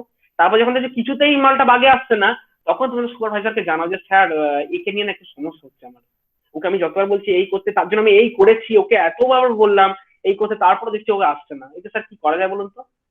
যেই তুমি বলে দাও তখন তোমার সুপারভাইজার ব্যাপারটাকে হ্যান্ডেল ক্যাপচার করে নেবে, তখন তোমার আর কোনো ইয়ে থাকবে না। এইসব ক্ষেত্রে কি হতো, এইগুলো হচ্ছে অ্যাডমিনিস্ট্রেটিভ স্কিল, মানে অর্থাৎ আমি যখন কোনো কাজ নিয়ে এগোবো, আমি মুখে বলেছি, মুখে বলাটার কোনো ভ্যালিড থাকে না, মুখে বলার কোনো ইয়ে থাকে না। হ্যাঁ, প্রথমেই মুখে বলবো, প্রথম দিনে তোকে মেল দেবো না, একটা ইমেল দেওয়া মানে কিন্তু বেশ তার জিনিসটা ভালো রকম একটা ইয়ে করে দেওয়া। প্রথমে ইমেল না, প্রথমে তাকে মুখে বোঝালাম, একদিন গেল, 2 দিন গেল, 3 দিন, বেটা মালটা মুখে কিছুতেই বুঝছে না, বাধ্য হয়ে ইমেল দিলাম, ইমেলে তাদেরকে সবাই কপিতে রাখলাম। এটাই করতে হয়, আমরাও করে এসেছি এটা, এত মেল চালাচালি করেছি আমরা লাইফে, মানে সে মেল করতে করতে সন্ধ্যে 7টা বেজে গেছে, এটা তো আমাদের লাইফেও হয়েছে। কিছুতেই মালটা বাগে আসছে না, মেল করে করে এ করে, তার ইভেন আমি এমনও করেছি, মানে আমার আন্ডারে যে সুব্রত, অ্যাকচুয়ালি আমার আন্ডারে ছিল না, ও স্টোরটা দেখতো। স্যার রেকর্ডিং হচ্ছে এখানে। হোক না, অসুবিধা নেই, কোনো অসুবিধা নেই। এখন ওই এই রেকর্ডিং ওই পুরোনো কোম্পানির লোক কেউ দেখতেও যাবে না, ঘাটতেও যাবে না। তো সে আর আমার বলতে কোনো অসুবিধা নেই, সেরকম ডাইরেক্ট আমাকে বলেছে তোমাকে আমি দেখে নেবো, আমি একদম তোমাকে দেখে নেবো, আমার থেকে লো লেভেলের ইয়ে করে সে আমার মুখে বলছে আমি তোমাকে দেখে নেবো। আমি তো চুপচাপ, আমি রেডি হয়েছিলাম, আমি জানতাম ও একটা ওরকম করবে, চুপচাপ ফোনটাকে ভিডিও ক্যামেরাটা অন করে তোমাকে দেখে নেবো, তোমাকে দেখে নেবো, পুরো ভিডিওটাকে কম্পিউটার তুললাম, মেলের সঙ্গে অ্যাটাচ করে একবারে পুরো মেল, পরে 3 দিন পুরো সাসপেন্ড। একবার যা করবে একদম পুরো একদম পাল্টে একদম প্রুফ রেখে। ব্যাপারটা হচ্ছে এরকমই, ঠিক আছে? মানে আমি অ্যাকচুয়ালি তার প্রতি মানে দীর্ঘদিন ধরে ওর মুড ওর ইয়ে খুবই আমার বাজে লাগতো। আমি অনেকবার বলেছি, দেখো তুমি এখান থেকে 500 মিটার দূরে গিয়ে তুমি আমার সাথে ইয়ার্কি ফাজলামো আমার কোনো আপত্তি নেই, এই ফ্লোরের মধ্যে তুমি কিন্তু এটা করবে না, সামনে ক্যামেরা আছে, তুমি কিন্তু এটা করবে না। এবং আমি অনেকবার বারণ করেছি, ও তাও শোনেনি, তারপরে ওরকম করেছে। আর হ্যাঁ, যেখানে আমার সাথে রাহুল আবার কোন দিক থেকে এলো, যেখানে এরকম মানে করা হয়েছে বা ঘটনা যেখানে এরকম ঘটেছে আগেও, সেখানে ও ক্যামেরা অ্যাকচুয়ালি ছিল না, সেই জন্য আমার সঙ্গে এরকম করতে এসেছিল। তো আমিও বুঝে নিয়েছিলাম যে যাই করতে হবে উইথ প্রুফ, প্রুফ ছাড়া কিছু করা যাবে না। আমি তাকে মুখে একবার দুবার বোঝাবো, এ করবো, তারপর যদি না হয় আমাকে অফিসিয়াল প্রুফ দিয়ে আমাকে এগোতেই হবে, কারণ আমাকে আমার কাজ বাঁচাতে হবে, সেটা কথা। কারো প্রথমে একজন প্রবলেম করলো, তার রেসপন্সিবিলিটি আমি 1 বা 2 দিনের জন্য আমি নেবো। হ্যাঁ, তার ভুলটা আমি নিয়ে নিচ্ছি। আমি আমার সুপারভাইজারকে বললাম যে স্যার এটা ছেড়ে দিন, এটা আমার উপর ছেড়ে দিন, স্যার এটা আমারই রেসপন্সিবিলিটিটা আমার উপর ছেড়ে দিন, এটা আমি টেক কেয়ার করে নিচ্ছি। তুমি 1 দিন করবে, 2 দিন করবে, 3 দিনের দিন আর করবে না। তখন ওর কাজকর্মগুলো ওদের সামনে আনতে হবে, ভায়া ইমেল, ভায়া কোনো অন্যান্য কোনো মেথড আনতে হবে, বা দেখাতে হবে, দেখুন স্যার এই প্রবলেমটা দেখুন। চাইলে সিসিটিভি ক্যামেরা ফুটেজ তোমাকে দেখাতে হবে তোমার সুপারভাইজারকে, দেখুন এই এর কাজকর্মগুলো দেখছেন। এগুলো এগুলো থাকেই, ঠিক আছে, এগুলো থেকেই থাকে। আচ্ছা, সবাইকে একটু জিজ্ঞাসা করি কেমন লাগছে এই জিনিসগুলো শুনে, প্রথম একটা নতুন একটা জগতের মানে এই রকম আলোচনা তোমার সঙ্গে আমি কখনো আগে খুব একটা করিনি। মানে ইন্টারভিউ এর এক্সপিরিয়েন্স বা একটা যেখানে তুমি প্রফেশনাল জায়গায় চলে যাচ্ছ। দেখো, আমি আগে বলছি, টেকনিক্যাল লাইনের পড়াশোনা একরকম, প্রফেশনাল চাকরি করতে কিন্তু সম্পূর্ণ অন্যরকম, একটা কর্পোরেট মানে সেটা পুরো সম্পূর্ণ অন্যরকম, জিনিসটাই সম্পূর্ণ আলাদা। নতুন নলেজ নতুন ভাবে শিখে সেখানে পা রাখতে হয়, ঠিক আছে? ইনফ্যাক্ট তোমাদেরকে প্রত্যেকটা সেমিস্টারে, শুধু তোমাদের না, আইআইটি তেও প্রত্যেকটা সেমিস্টারে হিউম্যানিটিস এর একটা করে পেপার থাকে, জানো কারণটা কি? শুধুমাত্র এই ম্যানেজেরিয়াল টেকনিক্যাল নলেজ গুলো শেখানোর জন্য। তোমাদের পরের সময় একটা পেপার আছে ইন্ডাস্ট্রিয়াল ম্যানেজমেন্ট, ওখানে দেখবে কোম্পানি এমপ্লয়ি স্যাটিসফ্যাকশন, ডিসস্যাটিসফ্যাকশন, হ্যানা ত্যানা, রিক্রুটমেন্ট, তারপর ফায়ারিং, হ্যানা ত্যানা, এইসবের পুরো রয়েছে। অ্যাকচুয়ালি হিউম্যানিটিস পেপারটা আমাদেরকে দেওয়াই হয়, মানে হিউম্যান রিসোর্সের কাজটাই হচ্ছে যে মানুষের কাছ থেকে কাজ আদায় করে নেওয়াটা উদ্দেশ্য, ঠিক আছে? মানে মানুষের কাছে কাজ আদায় করে, মানে এটা ঠিক কিরকম ভাবে মানে একটা কোম্পানির সঙ্গে জড়িয়ে মনে হতে পারে যে আচ্ছা এই লোকটা একটুখানি কাজে ফাঁকি মারলো, এই মারলো, তার জন্য কোম্পানির এতটা বড় কি করতে হবে যার জন্য ওকে এত বকা হচ্ছে। কিন্তু বাস্তব ক্ষেত্রে স্ট্যাটিস্টিক্স কিন্তু অন্য কথা বলছে। পরিসংখ্যান এটাই বলছে যে একটা মানুষ যদি 2% ফাঁকি মারে, তাহলে ওই কোম্পানিতে যদি 10,000 জন চাকরি করে, তাহলে সে ফাঁকিটা মারতে মারতে কয়েক লাখ টাকার আপ ডাউনে পড়ে যায়, ঠিক আছে? এবং কোম্পানি কি করছে, তার কাছে একটা ক্যাপিটাল আছে, সেইটাকে সে মার্কেটে খাটাচ্ছে এবং প্যারালালি তার যে মূল মানে তার যে প্রফিট, সেই প্রফিট থেকে স্যালারি দিচ্ছে। আমার এই 2% ফাঁকি মারার জন্য যে কয়েক লাখ টাকা ফল ডাউন হলো, তার জন্য আমি সবার তো স্যালারি ছাড়তে পারি না। তার মানে আমাকে সেই জায়গাটা মেক ওভার করতে কি করতে হবে, আমাকে প্রথম থেকেই এই জায়গাটা স্ট্রিক্ট হতে হবে যে সমস্ত লোককেই তার নিজের জায়গায়, হ্যাঁ কাউকে কাজ বলে এক একটা কোম্পানি করে গাধার মতো খাটায়, আমি সেটা কখনোই উচিত নয়, এবং সেটা হচ্ছে লেবার অ্যাক্টের পরিপন্থী। লেবার অ্যাক্টও আছে তার জন্য, একটা কোম্পানি কিন্তু একটা লেবার অ্যাক্ট মেনে চলতে পারবে। আমার যদি একটা কোম্পানি থাকে, আমি কিন্তু কালকে নয় তুই কাল থেকে আসবি না কালের কাজে বলতে পারি না। আমি যদি সেটা বলি না, সেটা যদি প্রুফটা সে কোনো ধর তোমাকে আমি ডাইরেক্ট বললাম যে তুই কাল থেকে তোকে আসতে হবে না, আমি বলে দিলাম তুই কাল থেকে তোর আউট যা, তোমাকে ধরে মনে তাড়িয়ে দিলাম, তুমি পুরো সেই টোটাল প্রুফটা নিয়ে তুমি লেবার অ্যাক্টের ওখানে জমা দাও, পরের দিন আমার কোম্পানি এগেস্টে তার দরজা তালা পড়ে যাবে। কোনো কোম্পানি চাইলেও কোনো এমপ্লয়িকে ঘাট ধাক্কা দিয়ে বার করতে পারে না। কখন করে? যখন দেখেছে হ্যাঁ ওকে কোনোভাবেই ওকে বসে আনা যাচ্ছে না, ওকে যে কাজটা করতে বলা হচ্ছে করছে না। কিছু ক্ষেত্রে কোম্পানিগুলো এরকমও করে, ইচ্ছা করে ওভার টাইম খাটায়, ওভার টাইমে পয়সা দেয় না, এগুলো তো হয়েই থাকে, এটা বাস্তব ঘটনা, আমাদের ভারতবর্ষের বুকে এটা হয়ে থাকে। তো এগুলো টুকটাক হয়েই থাকে, এগুলো আমরাও যে করিনি সেটা নয়। আমি আমার জব রোল ছিল অনেক টপে, স্টিল এমনও হয়েছে লরির মধ্যে, বড় একটা লরি 18 টাকার লরি লেগেছে, সে লরিতে মাল ঢুকছে, ঠিক আছে? লরিতে লাস্টে মাল ঢুকে লোক নেই, আমি পর্যন্ত ইয়ে করে মানে আমি নিজের মানে হাতে করে ধরে মাল তুলেছি লরিতে, লরির উপর আমি উঠে হাত ছেড়েছি এম করে। আমি ওই পজিশনে বসে থেকেও করেছি কাজটা। কেন করেছি? আমার মনে কখনো একটা মনে হয়েছে অ্যাকচুয়ালি ওটা কিন্তু করা উচিত না, স্টিল কিছু ক্ষেত্রে, খুব লিমিটেড ক্ষেত্রে হ্যাঁ, তারপরে আমাকে ডেলি কি লরির উপর উঠবো আমি, সেটা কখনোই নয়। মাসে একদিন ইটস ওকে, ম্যানেজ করার জন্য একটু করতে হয়। কারণ একটা ওই লোক পাওয়া যাচ্ছে না, তার জন্য যদি আবার 3 মিনিট দেরি হয়, আমি ভালো করে জানি সন্ধ্যে 6টা বেজে গেলে কিন্তু সন্ধ্যে 6টার গাড়িটা ছেড়ে দিতে হবে। কারণ আন্দুল রোডে গিয়ে ওইখানে নো এন্ট্রি হয়ে যাবে, লরিটা যদি আজকে নো এন্ট্রি হয়ে যায় 10,000 টাকা ক্ষতি হয়ে যাবে। সেই রেসপন্সিবিলিটি আমার। আমি যদি 5 মিনিট ওই ধরে তুলে দিই জিনিসটা, ভারী জিনিসটা, তার যদি এটাই এগুলো নিজের উপর ডিপেন্ড করে টোটালি। মানে নিজের বেসিক্যালি এগুলো মোস্টলি এগুলো ডিপেন্ড করে প্রোডাকশন ফ্লোরে কিছু কিছু জিনিস কিন্তু নিজের উপর ডিপেন্ড করে, প্রোডাকশন এবং ফ্লোর। যেহেতু আমি প্রোডাকশন ইনচার্জ ছিলাম, আমি সেই জন্য ব্যাপারগুলো জানি। তো কিছু ক্ষেত্রে নিজেকে রেসপন্সিবিলিটি নিতে হবে, সবসময় নয়। সবসময় যদি আমাকে নিতে হয় তাহলে আমি তো আমার সুপারভাইজারকে বলবো, আমার তো কি ওটা কাজ? আমি কি আমাকে আপনাকে লেবারের জন্য আমাকে রেখেছে? আমি তো তাকে চার্জ করবোই। এবং সেক্ষেত্রে যদি কোম্পানি আমার যে টার্মস কন্ডিশনের বাইরে গিয়ে যদি কিছু করে, আমি যখনই একটা কোম্পানি জয়েন করছি না, সে আমাকে আমার অফার লেটারের সঙ্গে টার্মস অ্যান্ড কন্ডিশন দিচ্ছে, সেইগুলো সব পড়ে আমি তলায় সাইন করে তবেই তার কাছে এক কপি জমা দিচ্ছি, আমার কাছে এক কপি থাকছে। যদি সে টার্মস কন্ডিশন আমি না মানি, কোম্পানি আমাকে সরাতে পারে। যদি টার্মস কন্ডিশন কোম্পানি না মানে, আমি কিন্তু লেবার অ্যাক্টে গিয়ে সেটা কোম্পানির কাছে মামলা করতে পারি। এইভাবেই চলে জিনিসটা। কেউ কারো এরকম দুমদাম করতে পারে না। স্টিল যতটা চেষ্টা করা হয় যে হ্যাঁ, তোমাকে আমি বলছি না 120% আউটপুট দিতে, 120% বলছি না, 100% আউটপুটটা দাও। তোমাকে যতটা কাজ দেওয়া হয়েছে দিনের শেষে, যে হ্যাঁ এই কাজটা করে তুমি আমাকে এই কাজটা করে দাও, ব্যাস, ইটস ওকে। কিছু লোক সেটাও করতে জানে, তখন ফাঁকিটা মারে, করে। হ্যাঁ, এক একটা লোক এরকম আছে। প্রচুর লোক দেখেছি আমি, প্রচুর লোক দেখেছি। মানে মানে সে বলে বোঝাতে পারবো না।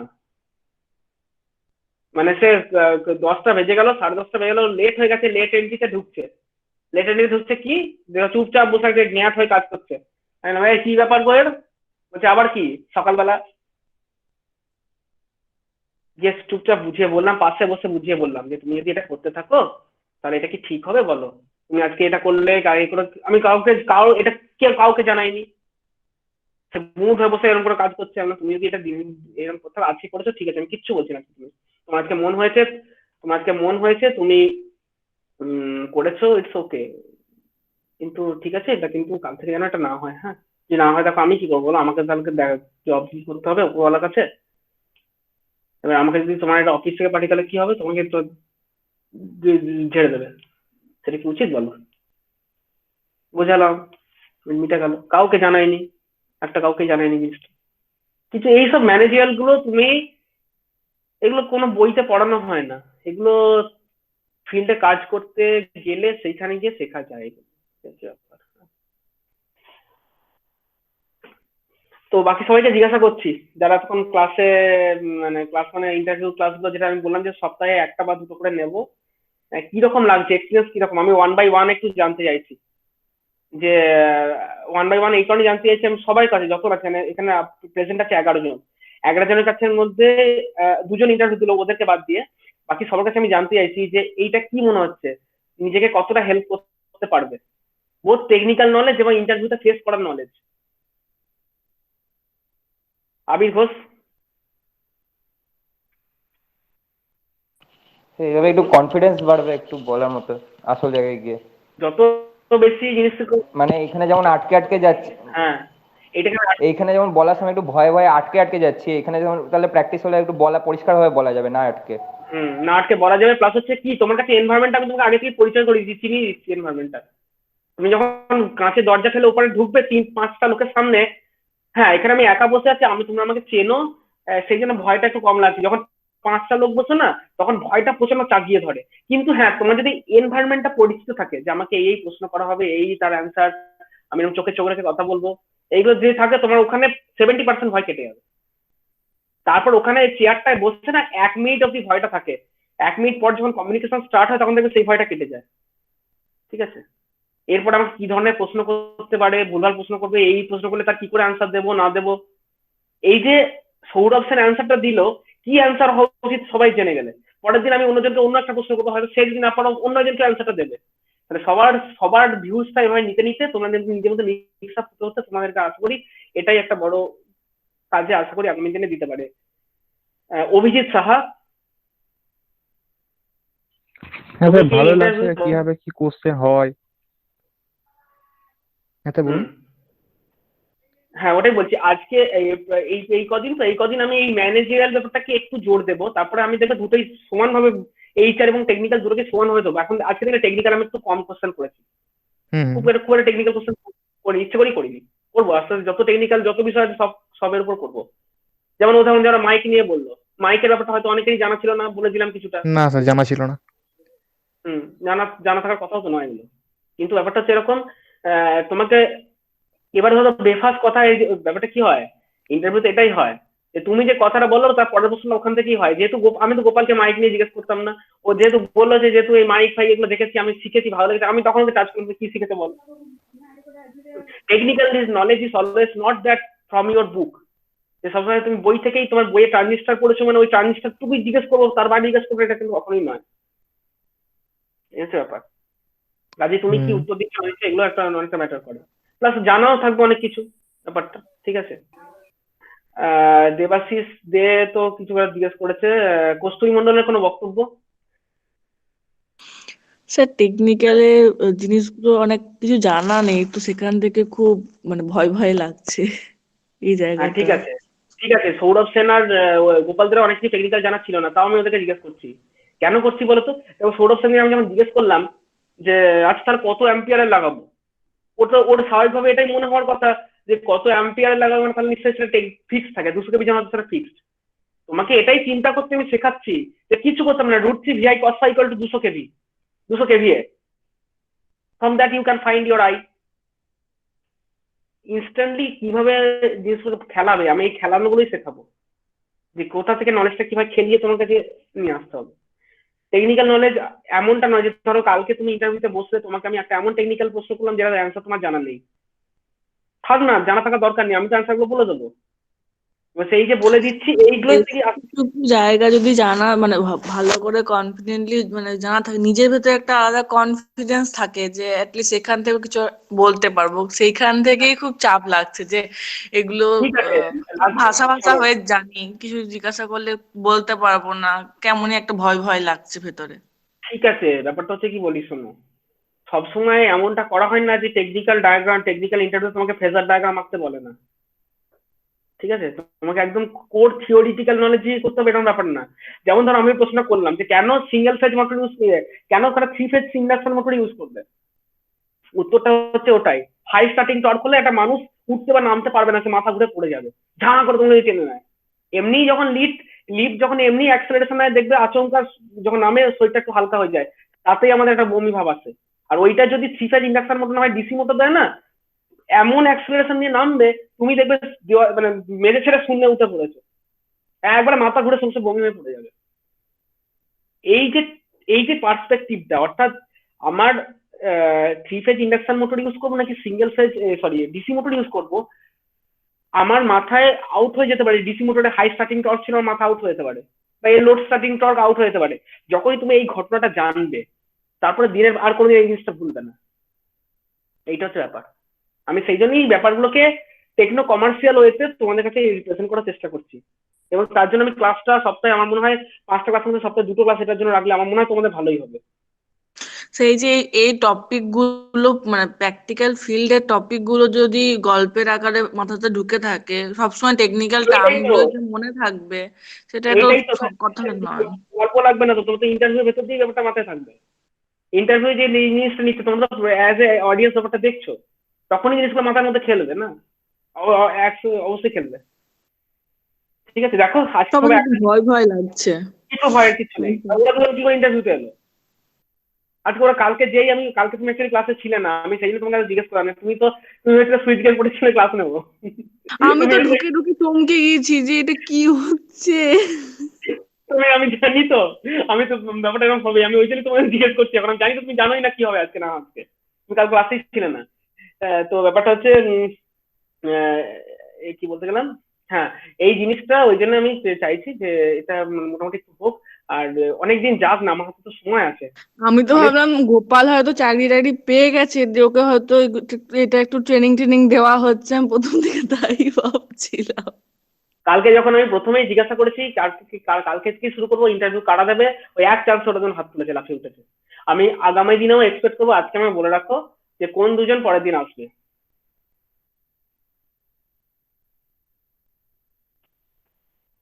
যতজন আছো সবাইকে জিজ্ঞেস করছি কোন, দেখো এখানে আমি বলবো না যে তোমাকে প্রিপারেশন নিয়ে আসতে হবে, প্রিপারেশন নিয়ে আসার দরকার নেই। ইনস্ট্যান্ট মাথায় বুদ্ধি, নিজেকে স্টেবল রাখা, রাখা, যেমন গোপাল প্রথমে এরকম করে দুলছিল, ওকে প্রথমেই বারণ করেছি। ও স্যার মশা কামড়াচ্ছিল। মশা কামড়ানোর জন্য নয়, তোমার বলাই দেখে তুমি যখন কোনো উত্তর দাও এরকম করে দুলতে থাকো। এটা এটা একটা হ্যাবিট্যাট, এটা তোমার মাথাতেই থাকে না যে আমি দুলছি, এটা মাথাতেই থাকে না। ঠিক আছে, যাই হোক সেগুলোই ইয়ের বক্তব্য।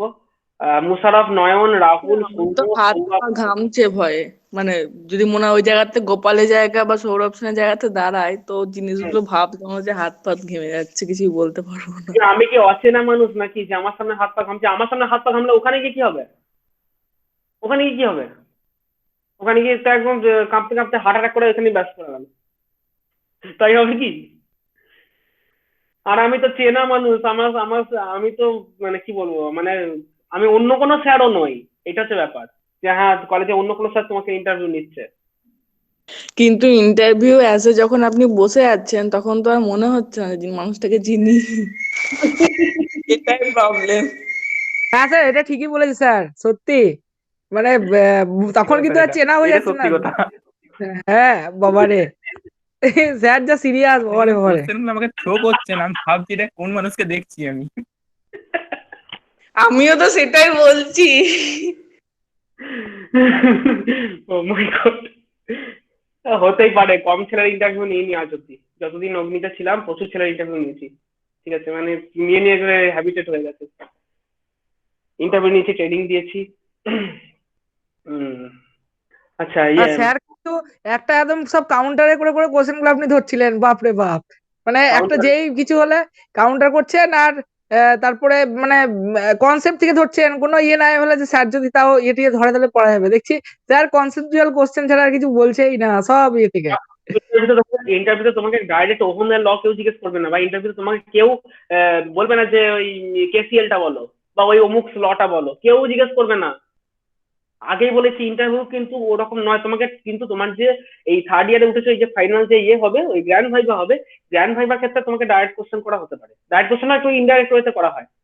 কিন্তু এটা কোনোদিন ভেবো না যে তোমাকে ইন্টারভিউতে তোমাকে ডাইরেক্ট কেউ কোশ্চেন করবে, কোনোদিন করবে না। তোমাকে এই ধরনের কনসেপচুয়াল জিনিসই বলবে। যা বলছি আমি টেকনিক্যাল ইন্টারভিউতে এক্স্যাক্টলি এটাই হয়, এটাই হয় টেকনিক্যাল ইন্টারভিউতে। ডাইরেক্ট কোশ্চেনে কিছু কিছু, হ্যাঁ পরের দিন আমি আস্তে আস্তে আসবো। আমি আজকে ইচ্ছে করি একটু মানে ইন্টারাক্টিভ ওয়েতেই করলাম। আমি সব রকম মিক্সচারই করবো এমনটা আমি ভাবার নেই। আমি বলো তো, আচ্ছা এইরকম কেবিতে কি ধরনের ব্রেকার আমরা ব্যবহার করবো, এই রকম কোশ্চেনও করবো, মানে যেটা ডাইরেক্ট কোশ্চেন হয় সেই ডাইরেক্ট কোশ্চেন আমি করবো। কিন্তু আজকে আমি একটু মানে ইন্টারাক্টিভ ওয়ে দিয়ে শুরু করলাম। মুশারফ, নয়ন রঞ্জন দাস, রাহুল মান, সৌম্যধর, সৌরভ কুন্ডু, আর হচ্ছে শ্বেতা বড়াল। তোমাদের মধ্যে শেষ থেকে বলো। আমি তো মাথায় হাত দিয়ে বসে আছি এখনো, যে কি করে ওরা দিল। কি করেছিল, কি মনে হচ্ছিল যে ওরা যখন ইন্টারভিউ দিল, কি মনে হচ্ছে যে ওরা বিশাল প্রিপারেশন নিয়ে এসছে যে দিয়ে দিচ্ছে, এটাই মনে হলো? না, তাহলে কি মনে গোপাল হলো? মনে হলো যে আগে থেকে অনেক কিছু মানে অনেক জায়গাতে হয়তো দিয়ে টিয়ে এসছে, মানে বেশ এক্সপিরিয়েন্স লাগলো ওকে ইন্টারভিউ দেওয়াতে। বেশ, তো তার জায়গায় তুমি যদি বসতে তোমার কি মনে হতো? গোপালের জায়গায় যদি তুমি বসতে, তোমাকে আমি ওই একই প্রশ্নগুলো করতাম, তোমার কি মনে হতো যে আমি কি সব চুপ হা হয় বোবা হয়ে বসে থাকবো? জানি না কি করবো আমি। আমি নিজের ফিলিংটা জিজ্ঞাসা করছি, যে কি বোবা হওয়ার জায়গা না কি হওয়ার জায়গা? এমনিতেই তো হাত পা কাঁপছে, এবার তখন বসলে কি হতো এখন কি করে বলবো। মানে ওরা ইন্টারভিউ দিচ্ছে, তোমার হাত পা কাঁপছে? হ্যাঁ।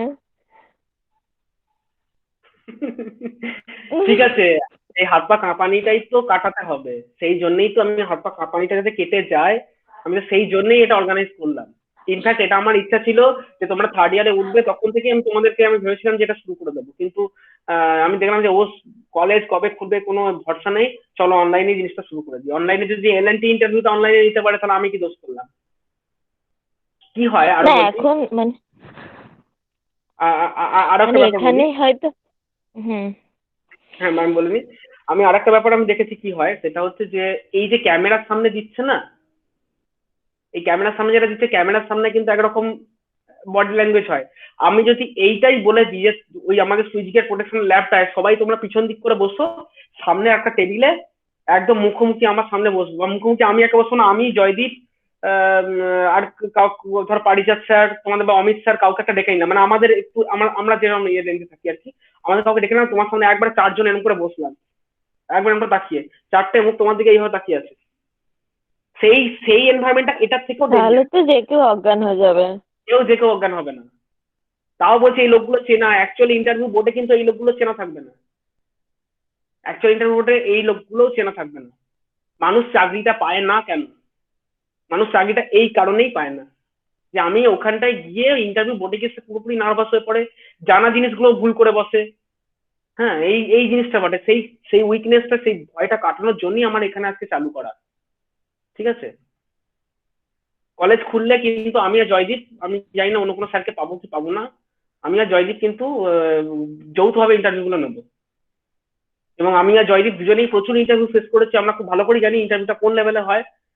ঠিক আছে, আমরা তোমাদের ইন্টারভিউ গুলো ওইভাবেই নিতে থাকবো, ভয়টা পুরোপুরি কাটিয়ে দেওয়া উদ্দেশ্য। হ্যাঁ, আজকে ওরা বলছে তোমার আজকে হাত পা কাঁপছে, ইটস ওকে, ইটস ন্যাচারাল, এটা হতে পারে, সবাই এক জিনিসটা সব রকম নেয় না। ধরো এই মোমেন্টে দেখে, এই যে ইন্টারভিউটা দেখে আবির ঘোষ একরকম ভাবছে নিজের সম্পর্কে যে আমি যদি সৌরভ সেনের জায়গায় বসি তাহলে আমি এই এই উত্তর দিতাম, এই হ্যাঁ সৌরভ সেন এই অ্যান্সারটা ঠিক দিচ্ছে, এটাই দেওয়া উচিত, বা এই এইটা বলা উচিত।